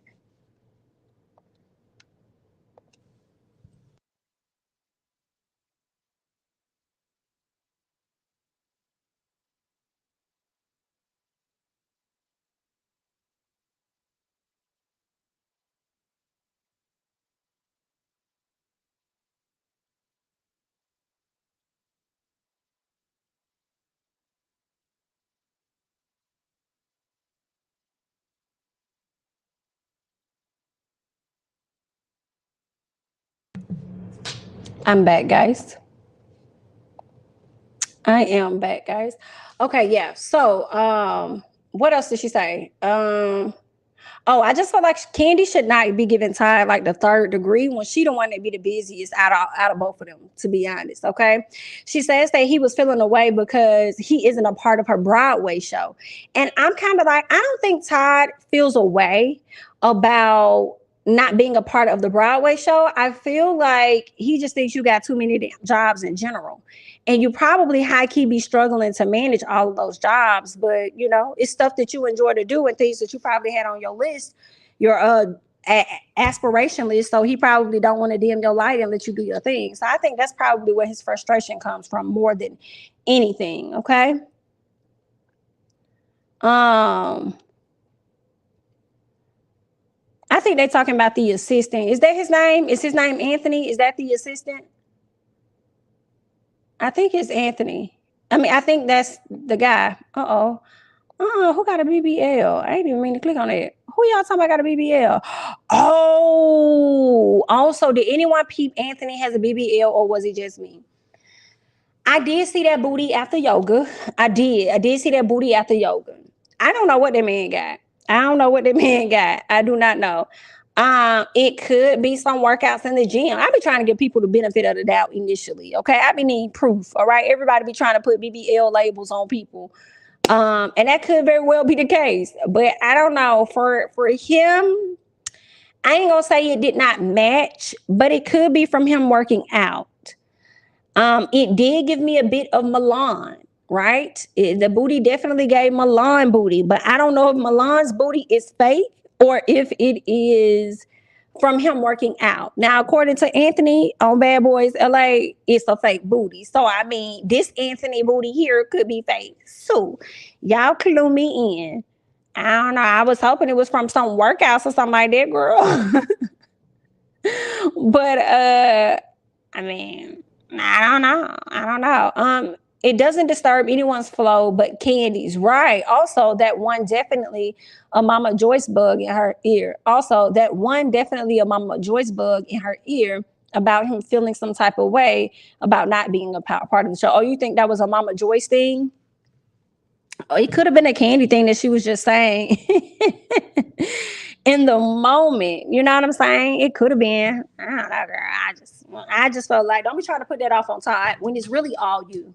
Let's just say that. What else we got going on? Oh, they go down to the pool. So they have this indoor pool that they ended up remodeling, but they got nothing. It's like a storage space. The pool is a storage location for all of their stuff. So they want to clean it out and get some things together because they want to move to a place where they can get the pool up and running, right? So Todd is saying that, hey, we could put some of this stuff in my Jersey condo. Right. So then Candy was like, Jersey kinda. Okay. So she complains about I guess like not having a key or something like that. He said you could get a key. No, she said, I think he said you can come up there anytime. She said my name ain't on, no, he said it's our spot. And she was like, my name ain't on that house. He said, my name ain't on this house. Right? That's what he said. So then Candy starts complaining, I guess, about not even having a key. Say you can get a key whenever you want to get a key. Like you can have one. So she started feeling away. And it was in that moment for me that lets me know that Candy and Todd do not have any, to me, really serious issues in their marriage. Okay. If anything, the major issue I see between Candy and Todd is them being too busy to smash on each other. Right. But as far as her complaining about a condo, y'all been married for years. This man has had the condo since before you. So it ain't like this a new thing to you. All right, Candy, you know you don't give a damn about that condo for real. This was something that y'all needed to create to bring to the producers to feel like y'all got some friction in y'all relationship, and I just don't believe that. What else? So he says that she could get a key. Then she says, I think that you care more about fixing up your New Jersey condo than you feel about fixing up the pool, fixing up our house here. That don't make no motherfucking sense at all. That don't make no sense. And I feel like it bow, I don't know. So I'm like, I ain't even know Ty had a damn condo there in Jersey. I haven't seen him put no energy towards going to no damn Jersey about no condo. And then she told me something. I feel like you want to put more energy into the Jersey spot than here. I'm like, how can you say that when he down there trying to figure out the next steps to get this shit up and running? How is he caring more about Jersey because you got an overflow of items in your house that you don't know how to let go? All right. And he would like to offload that stuff into another home. Like, how is that? That's not adding up. I don't get that. Girl, that says a lot though, right there. Candy don't let go of stuff. Candy don't let go of stuff. Candy hold on to items and situations. And she sounds like me. But let me tell you, there will be some spring cleaning around here. What, some spring, summer, fall cleaning. However it is that Sheree says there will be. Because I be like, dang, I got like a lot of stuff that I don't motherfucking need. And whenever my mama come up here, y'all, she always be trying to give me some. Because, you know, she be going, y'all stuff and doing all her stuff. Like, girl, don't give me that else. But anyway, I don't need all this shit. I got to get rid of shit. You know what I'm saying? But it just says a lot, okay? You know, you hold on to SHI. Girl, I still got stuff in my motherfucking garage that I need to let go. You know what I'm saying? I feel like when I let go of some of this stuff, some of the things that I hold on to, like situations in life, I'll be able to release that shit too. Girl, I feel like that should be true. How your room is and stuff like that, or how your house or whatever. I feel like that when they say that it says a lot about your mental, it's true. Meaning, if you have a clean space, your mind is often clear. Maybe not all the times, but often, you know. And if it's, you know, maybe clutter or you got some things stored away here or there, girl, you got some, you know what I'm saying? But anyway, I think that's what Candy got. And Candy just ain't standing aside no time to, get rid of some of these. She just keep adding on and she keep on working too. But anyway, girl, and then Candy is a millionaire and then some because of how cheap she is. Because I really am going to the mindset of Candy, why the hell you just ain't go get some house people to clean up your house and organize your SHI? Because she cheap and she gonna always have money just because of that. Okay, but let's go ahead and move on, child. Okay. Let's see how your home is. It definitely says a lot about how you are mentally and cleanliness. Okay, my space is clean and organized, but my thoughts are cluttered, everything racing. You must now don't be lying. Don't be lying. You probably got some unnecessary items organized away. Okay, you probably got some stuff over there right now that you holding on to, girl. Mine just a cluttered stuff that you don't even use and know you ain't got no intentions on using and ain't using over a year. Don't be lying, girl. It may be neat. It may be tucked away. But it's still there. But let's keep going. What else we got? Let's see. Okay, so we talked about that. Marlo goes to see Candy at a photo shoot. I guess this was a Halloween photo shoot or whatnot. So of course they speak on Marlo's nephews, how great of an aunt she's being to the nephews. Marlo's talking about she spent $1,200 on a suit for a homecoming for her nephew and all this and that. Okay, so our nephews are super cute. I think I could have even skipped the part when I don't know. Did I skip the part? When Marlo ended up getting her nephew together. Maybe that's later on. But anyway, Marlo tells Candy that she has been good at sending cash apps or something like that. But I would like to be invited for like movie nights. I would like to actually develop a friendship with you, is what it sounds like. And then Candy tells her, well, you have to be the friends that you want.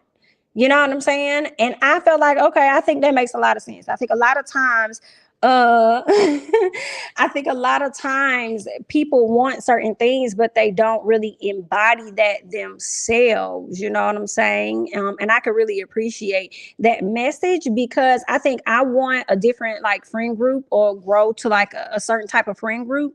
But I think I need to, sometimes I don't be reaching out. Sometimes I be in my own little world, but you got to give a little to get a little type thing. You know what I'm saying? Got to be open, willing to get to know people, all this other great stuff. So, whatever. All in all, I do appreciate that of what she's saying. So yeah, I think Marlo do got to work on that. But Marlo, you can't be out here, girl, sitting up here talking about somebody being the HOE and how they been out here sucking and all this other stuff, girl, because that's the type of friend that you're going to get in return. All right. So get that together, dear. Get that together. All right. Let's go ahead and move on. Let's get to the husbands linking up. Okay, so the husbands link up, Ross, Ralph, and Todd. Todd brings up the assistant and how he heard that she got a big old butt and stuff like that, right? So Ralph dismisses it by saying everybody in Atlanta got a big butt. But we talking about the assistant, sir. We're not talking about everybody in Atlanta. We're talking about the motherfucking assistant. Okay, so then he says, my wife just can't seem to let it go and this and that and all this other stuff. So then Todd says, okay, so here come the BS. I said, come on, Todd. Come on, Todd. Because Todd is like, been there, done that. No, you full of shit. Been there, done that. No, you full of shit. Come on now. All right. So I just felt like Todd was hilarious because he was high-key clowning Ralph in his face. Okay. So then Ralph talks about not being able to find a masseuse. And Todd says, yeah, of course, because there's just no masseuse available. I said, come on, Todd. We are here for you. All right. So, this is my thing. I said, please tell me who is full of the most. Who is full of SHI the most? Is it Ralph or Marceau? Please do not say both. Is it Ralph or is it Marceau? Which one of them is the worst? If you could choose to be married to either one of them, child, who would the hell would it be? Marceau or Ralph? Okay, because they be on the same type of thing. Same type of thing. I do feel like Marceau just be a little bit more intelligent with how he tries to do his thing versus Ralph, right? I feel like Marceau say things that'll make you be like, okay, I see. Okay, got you. Right, I got you. Okay, I see what you're going. You right. Whereas Ralph will say that'll leave you like, I don't even want to argue more. We ain't got to talk about it no more. Like, don't worry about it. Like, he'll do that type of shit, right? Ralph is the word. So Ralph, everybody is saying Ralph. Ralph, everybody is saying Ralph. Marceau, Ralph childish with his BS. I said not both, KD. Child, this is hard, ain't it? Marceau, Ralph, hilarious. Y'all, it's funny. Okay, somebody said that's a hard decision to make. Girl, I am cackling. And you know what? It is hard because Ralph left and went to Miami. Meanwhile, Marceau left and went to damn Africa. Here's the difference. Tisha knew Marceau was going overseas. I'm not even sure what part of Africa he actually went to, but he went overseas. So, yeah, like at least he informed Tisha this was a conversation. He sat her down. I guess at least she knew where he was going. Meanwhile, Ralph's ass down there in Miami or Fort Lauderdale or wherever the hell he went in Florida and over there watching them on the cameras squirm. Girl, that's crazy. Maybe Ralph is the worst because maybe I don't know. Ralph is the worst. Not LeBaric. Little Barry somewhere like, how I get into this? Oh, it was Tanzania. That's where he went. Okay. Whew. Marceau lied that there was two what that there was a bow internet. Oh, no internet in Tanzania. Oh, when he lied, got you. Meanwhile, Ralph watching the people from a whole nother state. Ralph, because at least he will watch the now, is he gonna watch the kids in person or is he gonna watch the kids from the camera, honey? Girl, I cannot. And then I don't know. I feel like I would probably say Ralph is the worst because of the tumble. Like he has you like, I don't know. And because to me, Ralph does look better than Marceau. So I feel like his chances of having women approach him are higher, on top of the fact that you think he probably gonna cheat. You know what I'm saying? Based on how he operate. So he probably would be the worst. And he would be the worst. Actually, hold on. Actually, Marceau, he plays at using his intelligence and wordplay to come across as enlightened and logical. Ralph just says dumb that makes no sense. Exactly. You broke it down. Honey. Exactly. Oh my God. I would never want them to connect. What else do we have? Okay, so Todd tells him that the text said something about being a man or something like that. And then Ralph said, no, I said being a guy. I said, does it matter? Because you really said out your mouth being a man, but whatever. He says he was talking about being a man because he didn't solve the problem. Ralph gets in the confessional, and then he started double talking. America was so confused. Even the producers, they had to put question marks surrounding him because it made no sense. All right, I was confused. He was saying something like he was going to do it as a man, but he didn't. But he going to do it like taking meds. I said, what the fuck is he saying? But at the end of the day, Drew should have never went through my phone. Girl, this man full of shit. And I feel like you ain't got to go through his phone to see that. For me, now I do think, just to me, you know what I'm saying? I don't encourage people to go through folks' phones. Like, I mean, I don't think you should go through your mate's phone, but I mean, I guess to each his own. You know what I'm saying? If you feel like you got to go through their phone, then maybe you shouldn't be there, right? And in addition to that, I think it's really stupid to go through phones, finding what you're seeking, and getting in an argument only to not have a true reaction afterwards, only to find something in their phone, argue with them. They say they're going to change, maybe not. And then y'all go back to how y'all were, and they only going to do it again. You know what I'm saying? So it's kind of like you're getting, I mean, you was getting played in the beginning, but now you're looking even more dumb because now they take you as a joke because you went searching for this, but you didn't have an action prepared on how you was going to operate should it go in the favor of what you already think, right? But to each his own. Y'all do that. Do what y'all want to do in these relationships. Try. What else? So I don't really want to talk about what Todd tells them about the condo in Jersey. Candy don't really want him to have a condo. Ross is like, why? He said, well, I think she don't want me to have some of my own. And I'm like, Todd, you already know why. It's because your ex ended up having that house with you, and Candy really don't want it because it was somebody else, okay, that was in that house. What else?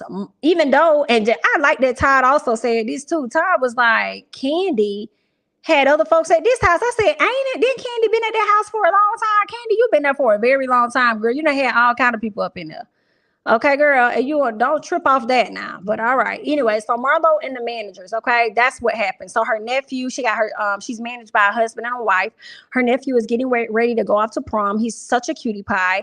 So they get him all dressed and all ready so that he can go. And that was just a cute family scene. All right. He's going out luxury style.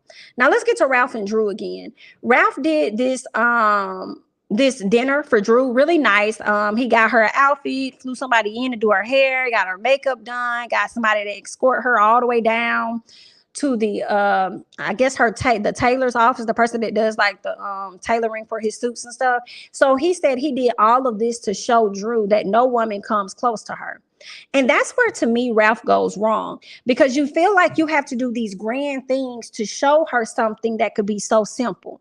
And that's all she wants. Y'all will get to the grand stuff, but I think she wants you to have respect for her on the smallest level, instead of trying to do these type of performative things like, oh, look at all this great stuff that I did for you. See, this right here should show you that I love you. And then this is what's crazy to me. Ralph says, I did this to show her that no woman comes close to her. So when Drew sits up there and tells him, like, when he says, I did this with no expectations. If you like it, you like it. If you don't, you don't. And she was like, okay, well then, I really like it. This lets me know that we can make it. Then he says some dumb shit saying, this shows you. Well, that's what you was doing it for, right? That's what you was doing. You was doing it to let her know that no woman comes close to her, right? So then when she tells you that she thinks y'all can make it because it is, then you want to question that. See, what is giving me is that you didn't really want to have a good night.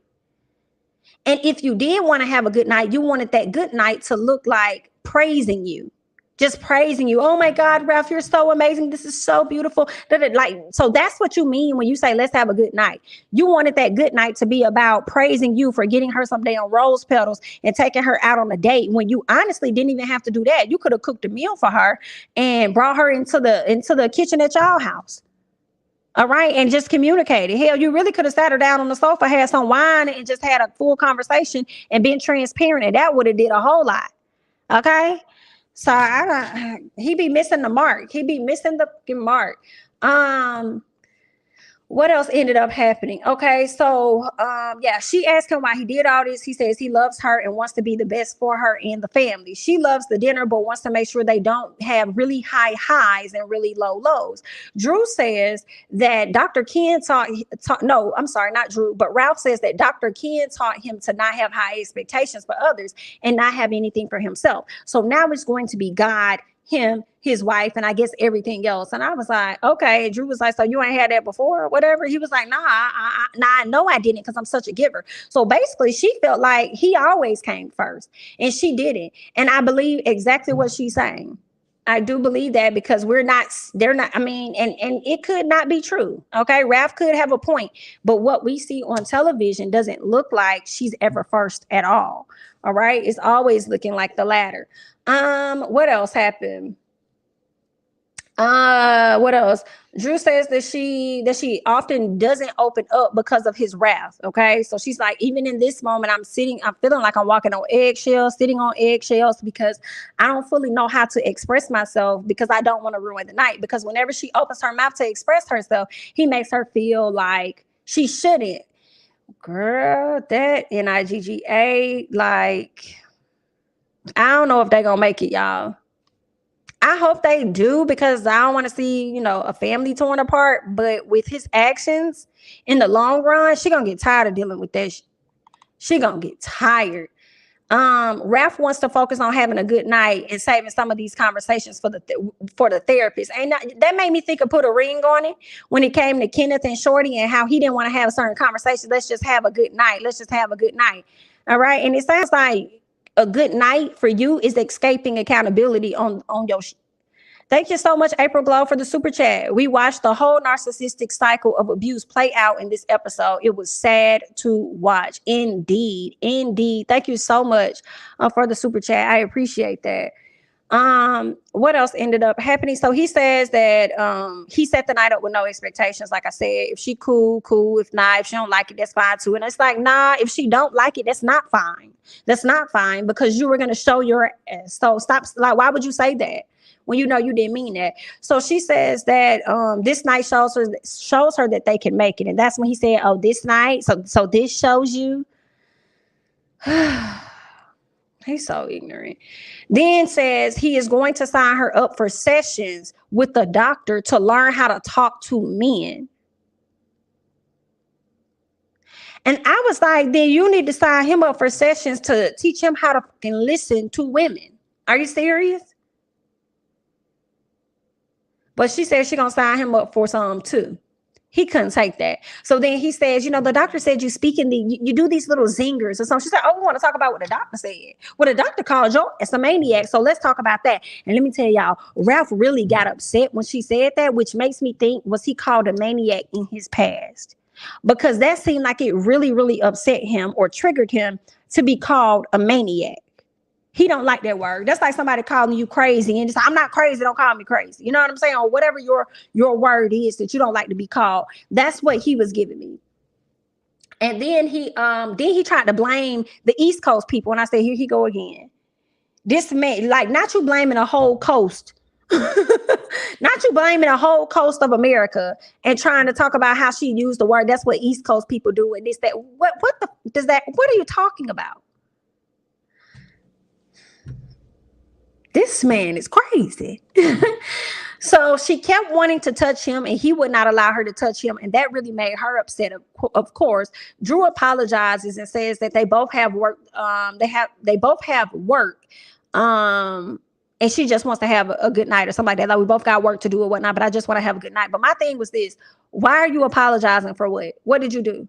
Why are you apologizing for wanting to express yourself? Because he was like, can we just have a good night? And she was like, oh, so we can't have a good night because I'm expressing myself? And that's what's confusing me. That's what's confusing me. What you apologizing for? That ain't your fault. Just because he don't want to have a conversation, that ain't got nothing to do with you.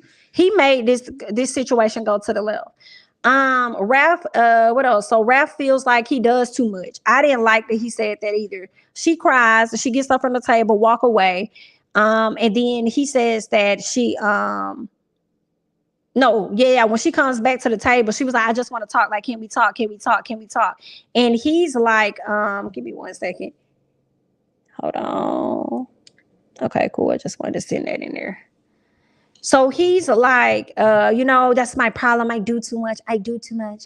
I regret even doing this for you. And I just feel like you feel like you did too much because you did, actually. And it really didn't have to be all that. It could have been all so simple, right? In my opinion, I feel like you do this type of stuff to distract from your lack of accountability for your fucking actions, and to distract from your disregard for her feelings for real, because all she really wants you to do is listen. See, you wouldn't have to do this big old grand festivities or whatever you did if you would have just listened to her and understood where she was coming from. And if she doesn't want you to have interaction with this woman, then just cut her off. Like, it doesn't have to be that deep. What type of business are y'all really doing that you feel the need that you gotta really communicate with her? Like, I mean, I don't know. I don't trust Ralph. I don't like that. He's bogus. And that's the short answer. It could all be so simple, but you rather make it hard. Come on, Lauren Hill. All I kept thinking, homicidal maniac. I left the link in the chat for you guys. I got Prosperity about to join. Now, keep in mind, everybody, Drew better get some crazy about herself, play the same games he played, or just leave his ass at this point. Girl, what is this? I got these lights going, so I have this little, I don't know what it is, y'all. I don't know what kind of fly or whatever this is. Let me see. But yeah, so keep in mind that we are going to be talking about not just Real Housewives of Atlanta, but also Love and Marriage Huntsville. Okay, so let me go ahead and let some people up. Give me a second here, child, so I can see.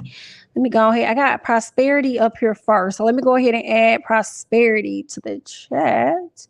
What's going on, honey? How are you? Hey, babe. How's it going? What's on your mind? What you want to talk about? Good.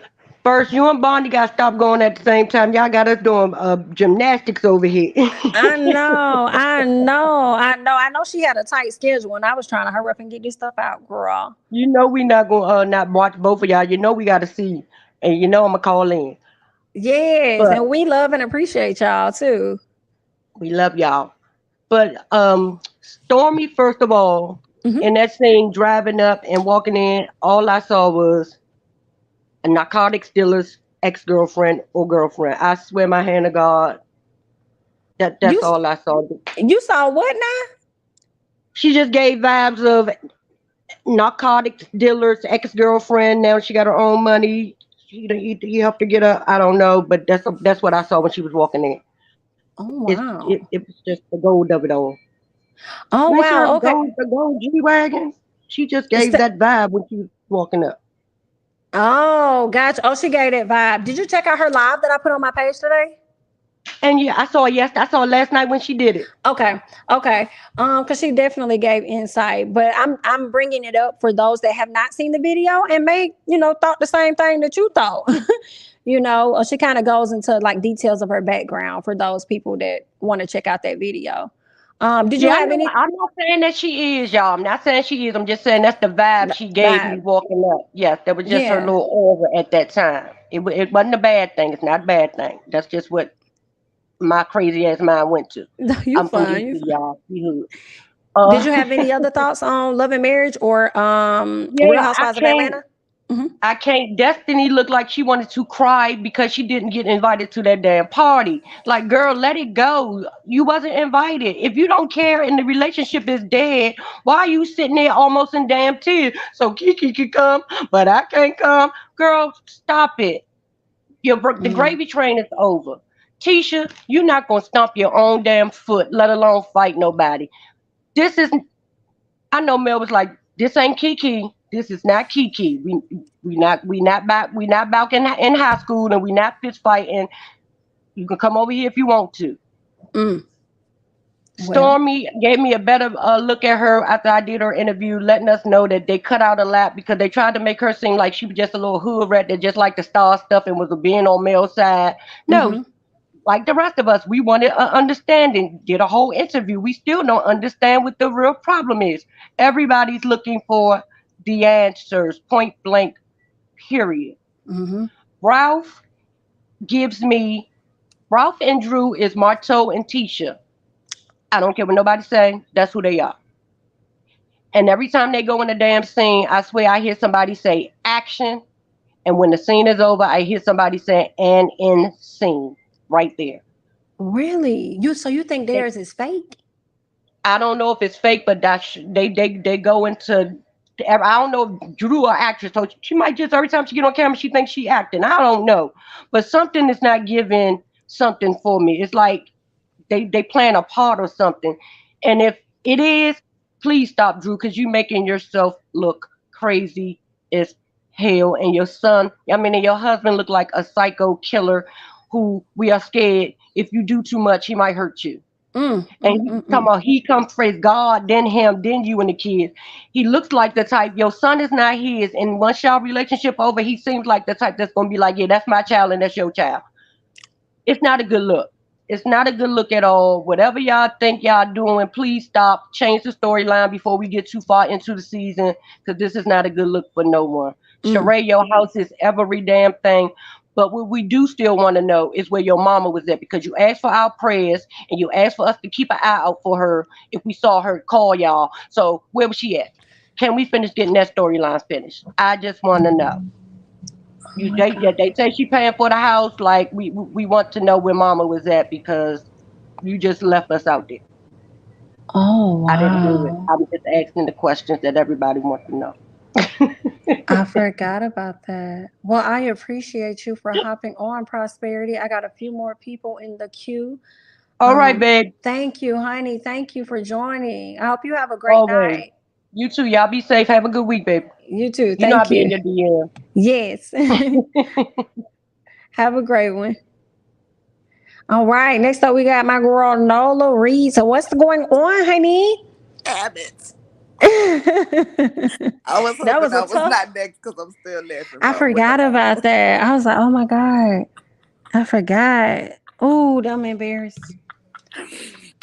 Well, I hope well Embarrassed for for the her. mama as she is safe and content. I Ooh, hope so. I child. hope she's okay. She returned, didn't she? Girl, girl, I I don't don't know. Maybe know. she with them people on Manifest Flight 828. I don't know. Oh, good night. Go I ahead. don't know.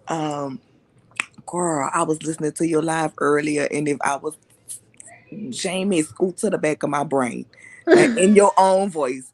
Because, baby, when you said Mel should have handled them, I was like, you right. Because I done told Mel the only reason any of y'all could sit right here and be filmed right now is because of me.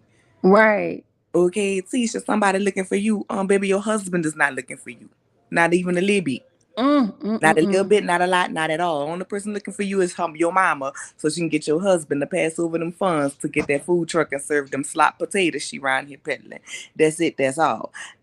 As far as this my cousin talking to you, like Tisha, it was okay when you was talking about your cousin to Mel, but it ain't okay for your cousin to come on here and say you had to face some truths that we all see you have to face. See, I was glad Tisha finally want to stand up in something, but what I want her to do is have the same energy next week. But we already saw in the previews, instead of having that same energy she was going at Mel with, she gonna be sitting in the car crying. See, that was the energy she should have brought to Martell when not Martell Marceau when it's a picture of your husband in the thing. Matter of fact, she should have came and gave him that Al Green treatment right down there to the black, because he would have got served grits and cast iron for playing with me like that. Like, stop. At the end of the day, are you mad because Mel had the strength to leave and you don't? Or either you want to stand the foolishness and you cheat, he cheat, and we all cheat. If y'all want to have that Will and Jada love, be cool with it. But be cool in who you are. And Destiny, you want to act like you don't know why you and Mel not friends. Let me tell you something, baby. Y'all not friends because that same stuff Tisha pulled yesterday when Mel was talking to you and you did not put her in her place and say, hold up, chill out. This between me and Mel. Is the same stuff she did at that reunion stage. Okay, so if you my friend and me and you could be into it, I don't care about you and her being friends, but you need to put her in her place, because if me and you get into it, my friend can't sit up here and say that this don't have nothing to do with you. This between me and Jamie. Point blank period, that's all. But Mel should have signed every last one of them in there. She should have gave that thank you. Your services are no longer needed. Right. And went head on and handle her business. Because you forgot, Tisha, you was going to her for the blueprint. Or you forgot you wanted to be just like her. But you sat up there and you smirked and laughed in that lady's pain with her husband. You was getting a thrill out of it. Because not for some reason that made you seem like you was the better woman and you had the better marriage. I wouldn't want to be friends with you either. I wouldn't have nothing to say to you either at all. And I don't understand why like y'all don't act like this lady don't come back just like y'all do and watch the confessionals. Y'all can have an attitude about what y'all see in the confessionals and feel some type of way, but she can't. I'm just saying there need to be equal opportunity all around. And that's not act like this stuff ain't produced. Like, okay, you got to talk about the picture at this event. So it's going to get it started. Like, that's what y'all do on this show. Girl, stop. But I want all of them to be women enough to own it what it is. Mel just said, look, Tisha, you ain't my type of chick, including Kimmy. Kimmy just need to be real. Kimmy ran the Mel because Kimmy don't really see it for Tisha, but she played nice because that's her husband's brother's wife. That's it. That's all. She ain't feeling her like that. She ain't featuring her like that. And you ain't gonna tell me she is. She meant when she said on the stage when she said they would not be hanging together. That's all. Stand in it. Because I don't give a damn. See, that's why I ain't married. Because I don't care about you or your family. If I don't fool with them, I don't fool with them. I'm going to be respectful. And that's it. But I'm not going to sit up here and give you right because you my sister-in-law. Just like I ain't going to sit up here and say, what Mel do is right. But Mel, I mean, listen, baby, they painting you as the villain. You might as well have been the villain and told all them hoes and put them all up in their place. And as far as Drew, baby, when she read Gaslighting, it was like epiphany. And I'm thinking to myself, girl, if you acting for this check, you doing better than you did on the game, because you wasn't doing good on the game. I'm just saying. Listen, when she said she went to Chicago, she need to go back. She need to go back because, baby, she trying to give Michelle and Barack, and it's very much giving her and Tisha need to be on Housewives of Denial. That's it. That's all. But thank you, boo. You know, I just had to Thank you call and for come back. joining. Yeah, looking all cute and sun kissed and stuff out there. Thank you, honey girl. Thank you. Bye, girl. Have a good night. All right. Next up, we have hold on, sorry. There we go. Jesse Ray. Hey Jamie, how you doing tonight? Good. How are you? Good. I wanted to talk about love and marriage because Tisha really got on my nerves yesterday. From the outfit and that braided hair that wasn't combed out to the sneakers and wearing Mel's t-shirt. I thought she looked corny to do all of that because at the end of the day, you were still putting money in Mel's pocket to be even wearing that shirt. And your husband's not out here going team husband because he out here philandering with whomever. I think that Tisha and Destiny definitely had a conversation before they came to this Galentine's event. Mhm. Because even when, I don't know if you noticed, when Tisha brought up the whole, you had my cousin at the event, if Destiny wouldn't have known, she would have looked surprised, like, oh snap, she was there. But she had no look on her face, which means to me that y'all must have talked about this and she was on go. But she was quiet until Destiny got there. And I was looking at both of them crazy because when you had the one-on-one with Mel, Destiny, you were on mute. The girl called you a liar to your face. She pulled out all kind of receipts and everything, and all you could do was look to the producers to try to help you out. But now that you here with Tisha, now you big and bad. So both of them was corny to me as hell. And I think that from looking at Mel's Instagram, she's starting to rub shoulders with people who are on that next level where I think she's trying to be. Like you Mhm. saw her at Neo's wedding. And something that Stormy had said in her live, Mhm. Stormy has said that, she is very guarded and she has to protect her energy and that sort of thing. And when Mel spoke about Stormy, she said that Stormy was one of the first people that has poured into her Mm. instead of it being vice versa. And Oh. for me, what it looks like is Tisha and Destiny are both needy. Tisha is needy emotionally, and Destiny is needy emotionally and financially. And it just got to the point where it's just like, listen, y'all not understanding that this lady also is dealing with coleslaw, dealing with public perception, dealing with a narcissistic, abusive ex-husband, 4 kids. Like, how much is she supposed to be there for y'all? I just don't understand how for this whole season, Destiny, you keep fighting for Mel's friendship back, but you steady aren't showing why she should be your friend again. Because like the lady who spoke before me, if that's your friend and you want to get back to get good in her graces, you could have told Tisha, "Nah, I got this. Like, let me handle this." But you sat there with that smirk and with your arms folded and all of that, and didn't say anything while your husband is probably out philandering, doing God knows what. Well, sorry, that's Tisha. But for Destiny, I just don't feel like you really was a good friend to Mel, because at the end of the day, like when y'all were in your interview, if Mhm. LeBerick and Martell are anything alike, and you know the details that even us as fans don't know, the fact that you could stand by him and still be that chummy with him and Mm. now be chummy with Tisha would be an issue for me. And this is now the second time that you have not stood up and at least put some boundary between Tisha jumping into a conversation with you and Mel. And Tisha was talking big and bad, but Mel was on go.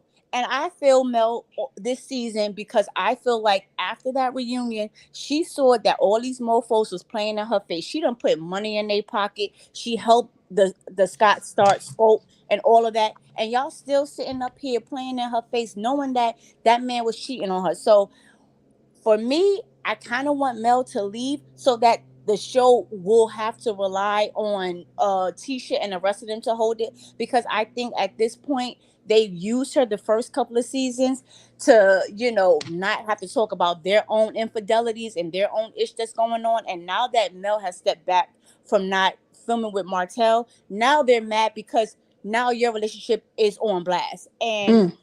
the only thing that I wish that Mel would do is to stand in her decision to bring Kiki on and say, "Yeah, I brought Kiki on because I'm tired of you keep telling the world that I was trying to ruin your marriage." Like, no, chick, you been know he was out here philandering.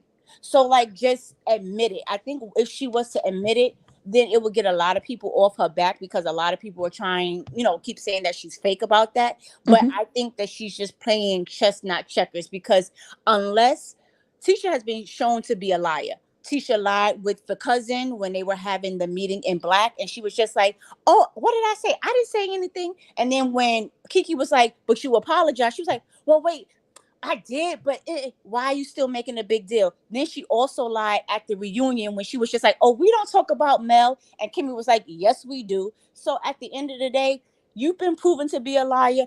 Destiny's been proven to be a liar. Y'all are both needy, and y'all are just mad that Mel has cut y'all off. And Destiny, you look really dumb for going at Stormy the way you did when now Stormy's live. showed that you was just asking her for freaking money.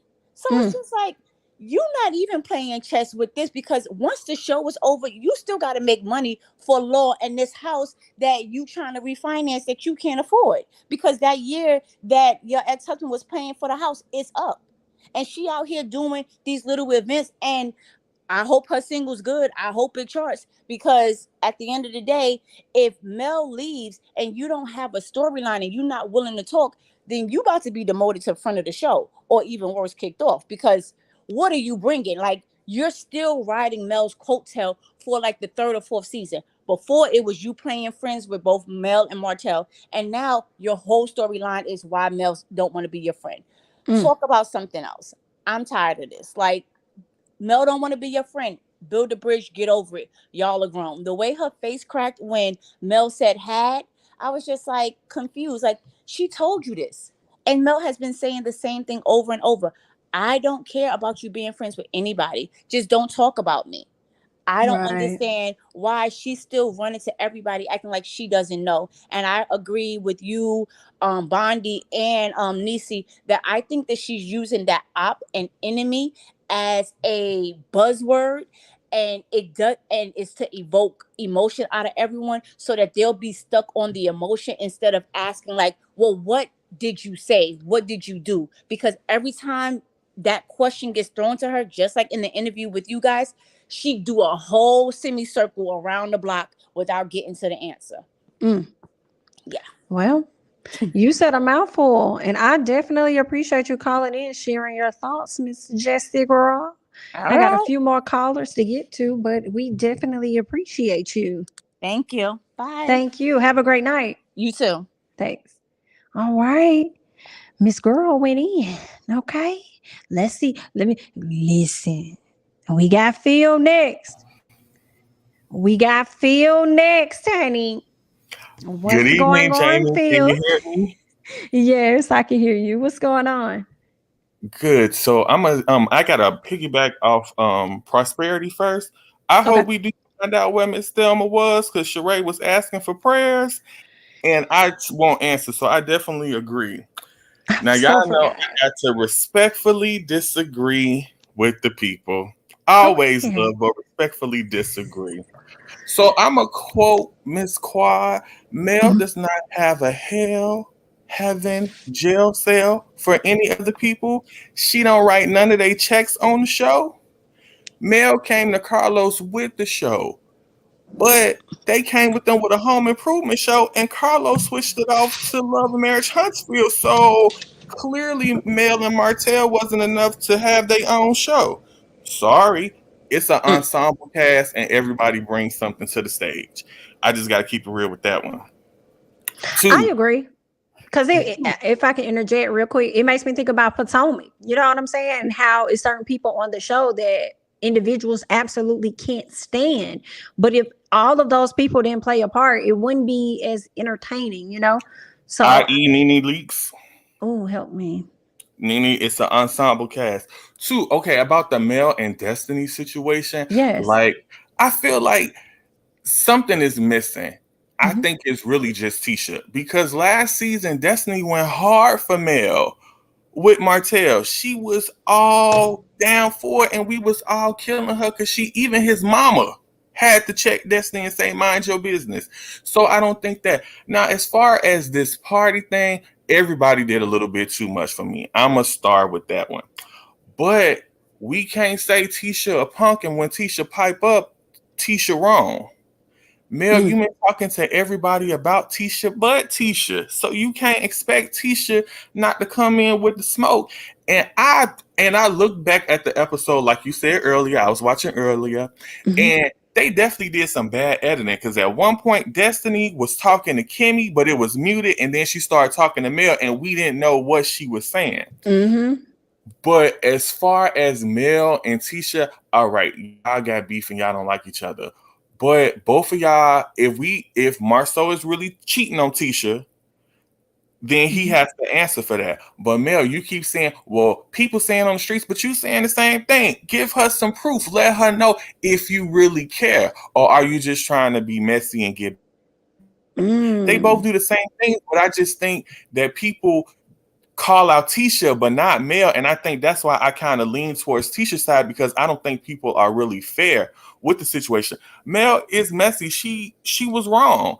Like, you calling her an op and you talking this, that, and the other. Yeah, Tisha popped up. Here I go. It was funny. I ain't gonna lie. I was here for the mess. Destiny and Stormy.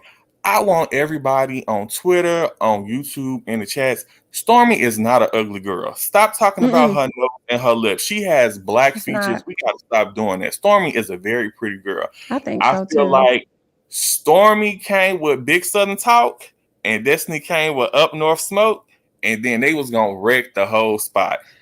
That spot was gonna be destroyed, and it was gonna be a murder scene up in that one.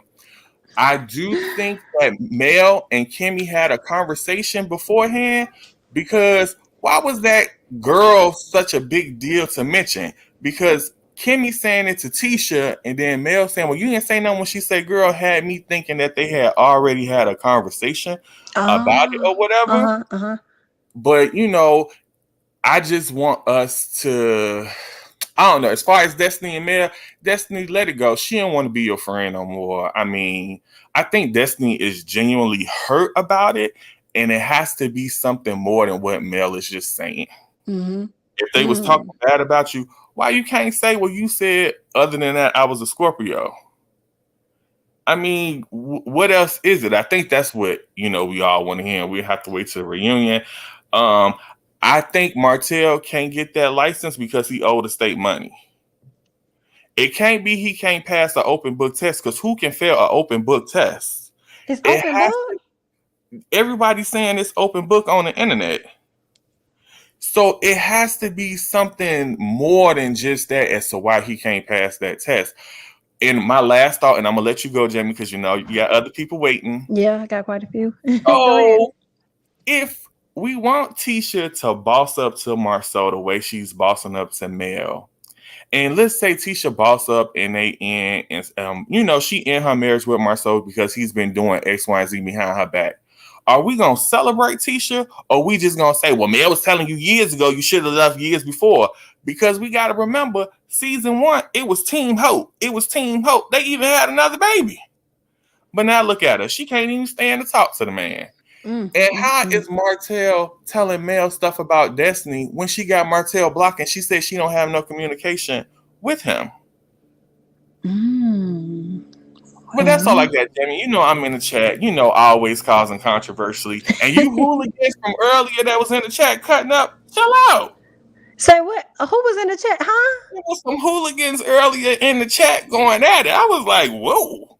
Where was security? Child. But anyway, love you, Jamie. I love you back. Thanks for joining. Have a great night. You too. All right. Let's see who else we got here. Let's see. Uh-oh. I almost messed that up. Okay. Catch it? Did I say it right? Cachet. Cachet. I'm so sorry. What's going on? Hi. I'm good. Hi. Okay. I love you, Phil. And even though I don't like a lot of your points, I can't even argue anything he said. Facts. Every single person that has called in, even though lots of people have opposing views, everybody facts. Yeah. My issue is this. Yeah. Mel is annoying as hell. Mel is not perfect. Mel is as messy as everybody else. My issue is this. I don't like the fact that she's singled out and is called like the main messy one because she's an EP. She's an EP like Mariah was an EP on Married to Medicine. It's a title. It's a vanity title. She has no power whatsoever. She has no power over the editing. Because if she did have power over the editing, she wouldn't edit it to make herself look so bad. Yeah. Because she's looking really bad this season. But because we're watching the lives and we're looking at other things, we can see that there's something else going on. And the editing this season is so terrible that you can see people being cut off mid-sentence and then they jump into a whole new sentence. So it's like something is happening here that isn't right. So that's number one. Number two is my main issue with this entire season is not Mel, it's not Tisha, it's not Kiki. It's Kimmy. Really? Yes. Do tell. Kimmy has been playing the snake from season 1. That's the one thing I will agree with Miss Wanda on. Kimmy is a snake. Kimmy is a snake. But because this season she's so desperate to let everybody not talk about her and Marceau and whatever her husband's name is, the yellow one. Maurice. Whatever. She doesn't want people to talk about her husband and herself. The way she's going about it this particular season, she's not as slick as she normally is. So it's becoming extremely obvious because she knew that dinner was going to end in flames. The second Tisha came in, once Tisha came in and she was wearing those sneakers with the team wife top, she knew that was about to be some BS. She knew exactly what that was about to be. She knew what that was about to be. And then I do agree. I need Mel to shut up about Marceau. It's none of your business. When you were friends, you tried to tell her you knew something she didn't want to know. She doesn't want to know. You're not friends anymore. Mind your business. It's got nothing to do with you. Stop dropping slick comments. It's stupid. And it's causing more friction. Just mind your business. And now Tisha, my issue with Tisha is this. I have no problem. I'm not encouraging you to leave your husband. That's the father of your children. That's your business partner. I have no issue with you staying with your husband. That is your right. That is your choice. My problem is this. Stop coming on screen and saying that's a deal breaker for me. It's not. We know it's not. You know it's not. Stop putting a battery in your mother's back to keep asking him questions and coming on lives. We know that's you putting a battery in your mother's back. We're not stupid. So you're not going to leave your husband. Then shut up about it. Shut up. Stay with your husband. Love him. If he marries another wife, he's been to Tanzania, so he might have found one there, a nice Maasai chick. Let him bring her home and just, sister wife the thing up. It's not that serious. For real. It's not that serious. Now, Destiny, this is my issue. You are not 6 years old. This is not kindergarten. We are not in the schoolyard. We're not friends anymore. Keep it pushing. Stop crying to every single person about Mel not wanting to be your friend. You threw the first salvo on the reunion stage. Because if you were as close as you, and let's not lie, somebody said it in the comments, Mel hasn't really been your friend since last season. The distance started last season because if Mel really was your friend, the way Tiffany was coming for you, if Mel was your friend, Mel should have stood up for you. But Mel sat back, smirked, laughed, and kind of came at you. So that was like a clear sign that that's not your friend. So for me, this is where I have a problem with Destiny. If this person is such a horrible person, I don't think she's your friend. And as much as I didn't like Tisha piping up on the stage, I don't think Mel was a good friend to Destiny last season. I didn't. I don't think she treated her properly. But my issue is this. If you were as close as you claim you were, how come Carlos knew you had a problem before Mel did? Because for Carlos to ask the question on stage, that means there was something in the atmosphere. And Mel looked shocked. But Tisha knew what it was. Everybody else knew except Mel. So if you were that close, that means if you were that close, your besties, in air quotes, why didn't you try to kind of like, okay, what's going on? Do we have issues? All that. You understand what I mean? And if she had come at you and said something like nasty, then you'd have known, okay, we're not friends. So that response would have been warranted on the stage. Okay, fine. She gave you that response, all that. Then you came back this season. You've had your discussions. Mel should either tell us what Destiny said to Tisha in the room or shut the hell up about it. We don't care. Either say what it is. You're a Scorpio is not an insult. You are a Scorpio. Shut the hell up about it. That's not an insult. So move on with that. So it's established you had a problem. She told you she heard you, you apologized, which you lied about. We all know you're lying about it. But okay, let's move on. She's told you you're not friends anymore. Why do you care so much? That you had to come in on some dumb tag team crap with Tisha. Every single time they were like Rodney Dangerfield and somebody else tagging each other in. Oh, she said you're the up. That was the conversation between you and Mel. Her saying Tisha, that was an insult to Tisha, not you. That is not a reason for you and her to fall out. Leave Tisha to handle that. And for Tisha to be acting surprised that Mel would call her enemy, that beats my mind. Because you're not friends. You don't like each other. It's as simple as that. You don't like each other. And another thing for me is this whole pretending we're friends. We're not. Everybody needs to stop pretending. Everybody needs to stop acting like they're shocked. Destiny is shocked by the use of the past tense in their friendship. You're not friends. She's told you plain and clear, you're not friends. Move on. Just move on. And Mel needs to, I think that Mel doesn't read, I think Mel is not very quick on her feet when she's thinking, because during the reunion last year, when Martell told her about her sleeping with that guy, she was shocked that he brought it up and she didn't know how to come back. And she started talking, saying that nonsense, which was a lie, that you didn't know you gave a guy a blowjob. That's stupid. I know every blowjob I've ever given in my life. Some I don't even want to remember. But you remember, it's not that serious. But she doesn't know how to fight in the moment. So she takes it and drops all these slick comments, and then she blows up, which is what happened yesterday. So that, for me, that's it. You don't like each other. Everybody should move on and stop. But my main problem in this entire show is Carlos King. Yeah. Oh, wow. My issue with Carlos is this. This show was billed as a show about Black excellence. Season 1, there was the comeback group. They were talking about doing things. There was some mess, but it wasn't this bad. It wasn't this bad. Now the show is just love and hip hop. Huntsville. That's all it is.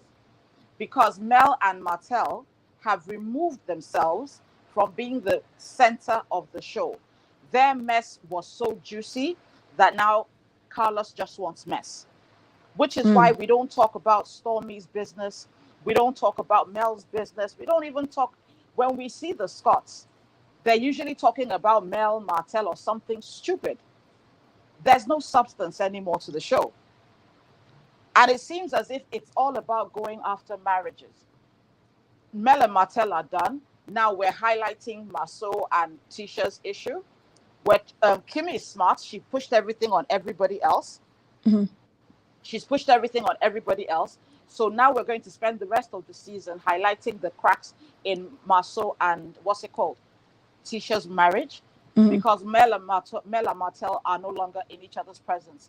So they can't get any further out of that. And talking about Mel not doing this and that from Martell is boring. Nobody cares anymore. Gotcha. I'm going to have to stop you here. Yeah, I'm actually Cashapp. done. I'm Okay. actually done. Thank you. Thank you so much. I think you hit a lot of great points. I'm going to get to a few more callers, and I really appreciate you for calling in. Thank you. Bye. Thank you. Have a great night. Bye.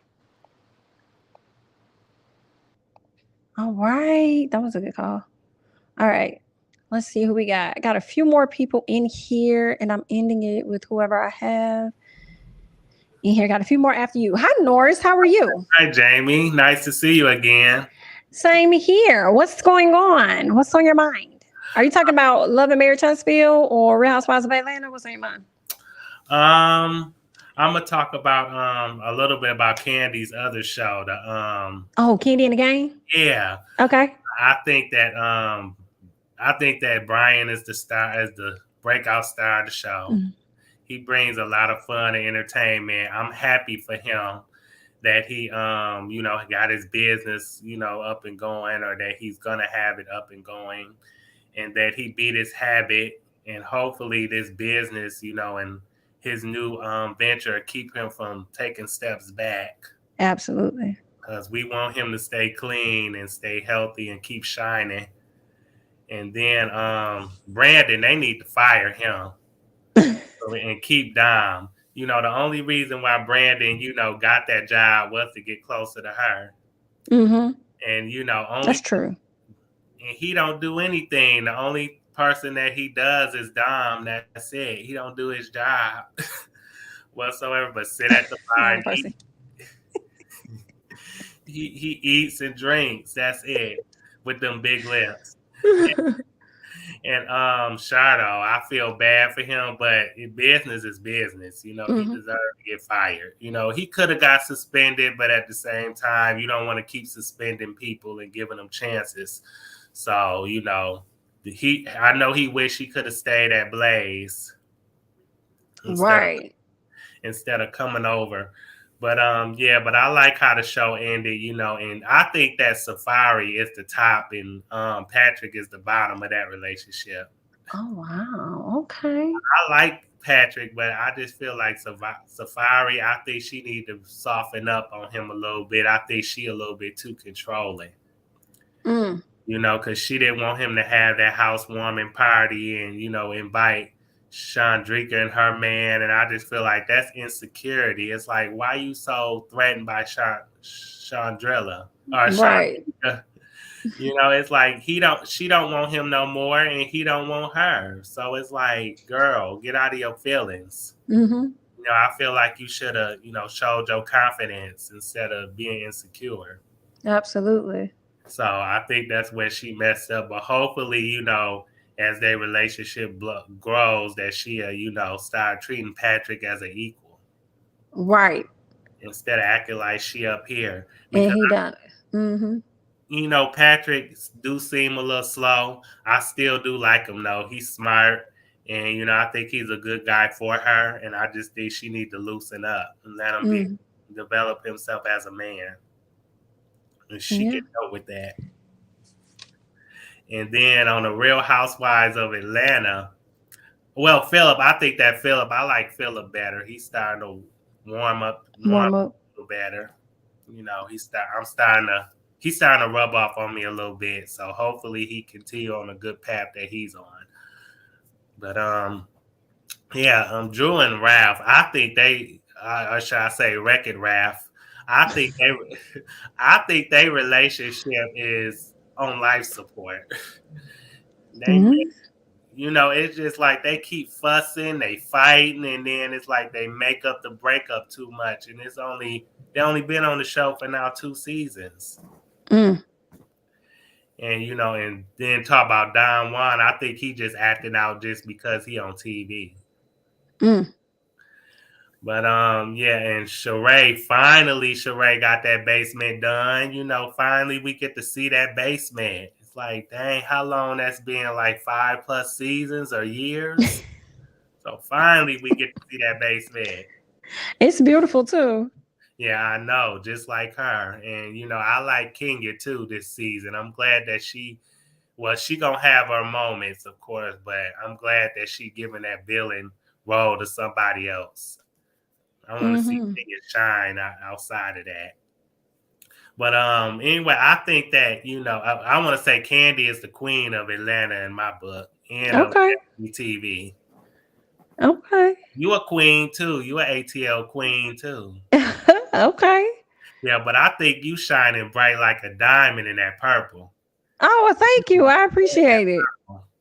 And I think I got your PO address. I have to inbox it to you on Instagram and see if it's right.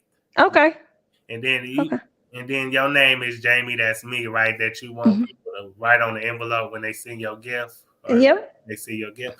Okay, but I'm not gonna hold you up. I just want to say thank you for taking my call and of course shining bright like the diamond that you are. And I love that Destiny interview. All 4 of you are all in the bag of chips. Plus my book. Thank you so much. I appreciate it. Thank you. And I'm gonna keep supporting. Thank you. I appreciate it. You're welcome. And have a good right. You too. Have a good one. All right. Who we got next, honey? Let's see. All right. We have Miss Tiara. Miss Tiara, are you there? I'm here. Hi. What's going on? What's on your mind? Well, first, I just want to say I'm very new to your channel. I'm absolutely intrigued by it. Okay, thank you. Foremost, so I've never actually came on and did anything like this, but I did want to make it real quick and brief. I agree with that one caller that said Kimmy is showing a different side of herself Mm-hmm. that I'm not too fond of, and that's, we all like mess, but Miss Kimmy is doing a whole lot of hopscotch, dip doppity dop dop mess. I couldn't even take the last scene where all of the ladies was in there, the Galentine. I couldn't even take it. It was so toxic. It's Mm. like, we're grown. Let someone talk, let them finish, then you respond. Everyone's listening to respond and not understanding. And I am 26, so I love me some mess, but that was too much, and they are too grown for that kind of mess. Right. So I did want to say, I don't know about Kimmy. I love Kimmy, but she's looking a little bit throwing her stones and hiding her hands. She don't want the people to know that boy, that man, he act like a boy. Maurice, what's his name? Yeah, that's it, Maurice. They all out there doing dirt. Mm. And Kimmy's like, no, you're not gonna mess up my good lady image. Go ahead, get these heifers over here, and we gonna highlight their drama. So I'm like, okay, kudos to you for getting your stuff off the scene, but you're doing too much stirring. It's making you look a little crazy. But other than that, Miss Tisha is Miss Tisha, lost in the sauce. That's all she gonna be. It's pretty much her personality at this point. I can't wait to see her dropping them tears in the next episode. Yeah, baby, what was you saying at the Galentine? What was you saying? You were so hard there. Mm. Now you pulling up beside your own restaurant, checking this man about some stuff you knew seasons ago. Okay, we're gonna leave that there. But other than that, that's the only two things I really want to touch on. My first time coming on doing all this stuff. So, but thank you, and I really love your channel. Keep it up, girl. Thank you. I appreciate it. Thank you so much. Thanks for calling in. Thank you. Bye, everybody. Have a good night. All right, next up we have Miss Corman. What's going on? Hi, Jamie. How are you doing? Good. How are you? I'm good. I hope you enjoyed your Mother's Day. I did. Thank you so much. You're welcome. I only have a few comments, okay? Okay. So when I saw not Jamie, but Stormy versus Destiny, all I could think about was basketball wise with Royce and Gloria saying, "That's what's up. That's what's up." You remember that? That's all I could. This what's up. Yeah, this what's up. it made me laugh so hard. So I was here for it. And I really think the real reason why Destiny was so upset is because she saw her replacement in action. Because it's like the old friend fighting the new friend. That's really what it was. It was just giving jealousy. So that's their situation. But I thought it was funny. But in regards to Housewives of Atlanta, I just really do not like Drew. And so it's very hard for me to care about her scenes. And I kind of feel like she drags the show down. I feel like it's floating along on this bubbly, nice, good vibe. And then she comes on the screen and it's kind of like, eh. So, and the thing is, because I don't really care for her, I also think her storyline is fake, right? So I don't really care for her. I think her storyline was fake. But then when they got to the end and she started crying, I was like, oh, it can't be fake because she's crying. And I don't think she's that good of an actress to cry like that on cue. So I was like, now I just don't know how to feel. Do I believe her? Do I not? I don't know. I think that I think that now I'll give her a little bit more of a chance because maybe it's not all fake. I don't know. I'll give her another shot. Yeah, I guess one more shot. I'm about confused, girl. I'm in the tumble. Both of them got me on one of them. What she said, the little tumbleweed. What she said, the little tumble. They both got me in the tumble. Yeah, I'm in the dryer, girl. Yeah, girl. I'm still trying to get dry. But I'm confused. That's all I wanted to say. Thank you for talking to me. You have a good night. You too. Thanks for joining. Have a great one. You too. Bye. Bye. All right. We have Z, or is it Zai? It's Z. Z. Hi, Z. What's going on? Hey, Jamie. Nothing much. I just wanted to talk about love and marriage. Okay. So first, I just want to say, Tisha, it was so funny to me. She came ready to fight. First off, her outfit was tacky. I don't know why she decided to put tennis shoes on. She has been actually from the past episode, she's been looking good. Like her style has improved. So this was kind of down. I don't know. But I'm liking to see that she's gaining a backbone.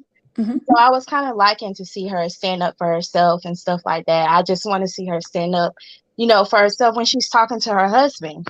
I think that's the next thing she should do. But another part, I like that her husband included that she owned part of their company and how she bought into. We don't get to see that. She's actually like making boss moves and stuff like that. So I like For that. sure. Yeah, and Destiny, I can't understand Destiny. I feel like she should have had that energy when she was speaking with Mel before. Like, yeah, she kind of just sat there quiet and kind of just let Mel walk all over her. But this time it was like more, she had more aggressive energy. So I'm not really understanding her. And I don't understand why she just doesn't, accept that Mel has moved on. She doesn't even have to have all those conversations about, oh, Mel doesn't want to be my friend. Just accept it. It's okay. You don't have to beg to be her friend if she doesn't want to be like that. Kimmy, I don't know. I didn't understand why Kimmy threw the party. If she wanted them to hash out their problems, I feel like she should have had a professional moderator there. It seems like she was being kind of, biased. I don't know. She was just weird at the party. Mel, I'm still trying to figure out Mel. I like Mel, but sometimes she comes off as a little fake. But I do like her. I think her therapy session, it was a little weird. I don't know. Something about her was weird in her therapy session. But yeah, that's it about Mel.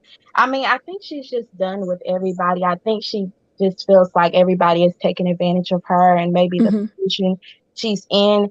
And I can totally understand that. I can understand when she said she wants to distance herself, from people, because people will, just want to be around you for your resources and stuff. So I can totally understand when she says that. Lastly, Stormy, I mean, she really came to get the party started. It was so funny when she was going back and forth with Destiny. So I thought that was so hilarious. But I like Stormy. I think Stormy is very pretty. I don't know why people talk about her looks. I think I want to see more of her. I want to see her, her husband and just more about her life. Me too. I want them to swap her out for Tiffany. Yes, definitely. Or swap Tiffany out for Stormy, but yeah. Yes. But that's all I have to say. I appreciate you letting me call in. Yeah. Of course. Thank you for calling in. I appreciate it. All right. Okay. Bye. Have a great night. Bye. Thank you. All right. I hope I didn't. Okay, hopefully it was just for that one. All right, let's see. Guys, thank you all so much. Thank you so much to the callers that called in and shared their thoughts. Seems like you guys had more to say about Love and Marriage Huntsville, girl, than Real Housewives of Atlanta. And I'm here for all of it. Okay. I definitely appreciate all of you guys for hopping on. Thank you. Shout out to the moderators in the chat. Shout out to the members, everybody. Please be sure to like the video if you have yet to do so. If you have yet to subscribe, go ahead and subscribe to the channel, please. And yeah.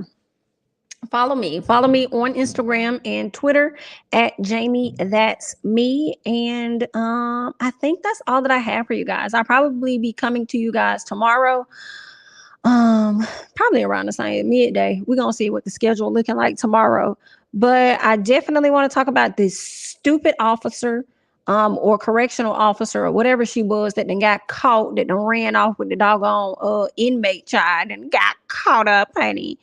Kevin Samuel's 911 call has been released, so we'll talk about that and some other things. Miss Drew ended up doing an interview with ET, and Miss Girl shading the hell out of Miss Sonya. So definitely going to get into that. So I have a few things that I'm going to try to bring to you guys on tomorrow. So make sure that you're subscribed so that you can get all of the notifications. Make sure the notification bell is on as well so that you can get those. Yeah, all those notifications, all that other great stuff. Also keep in mind the Ooh Ladies First panel will be on my channel this Thursday. Okay, so definitely make sure that you guys, return for the Ooh Ladies First panel on this Thursday on my channel. All right, all that great stuff. I appreciate you all, and yeah, I'm gonna catch you guys in the next one. Bye bye.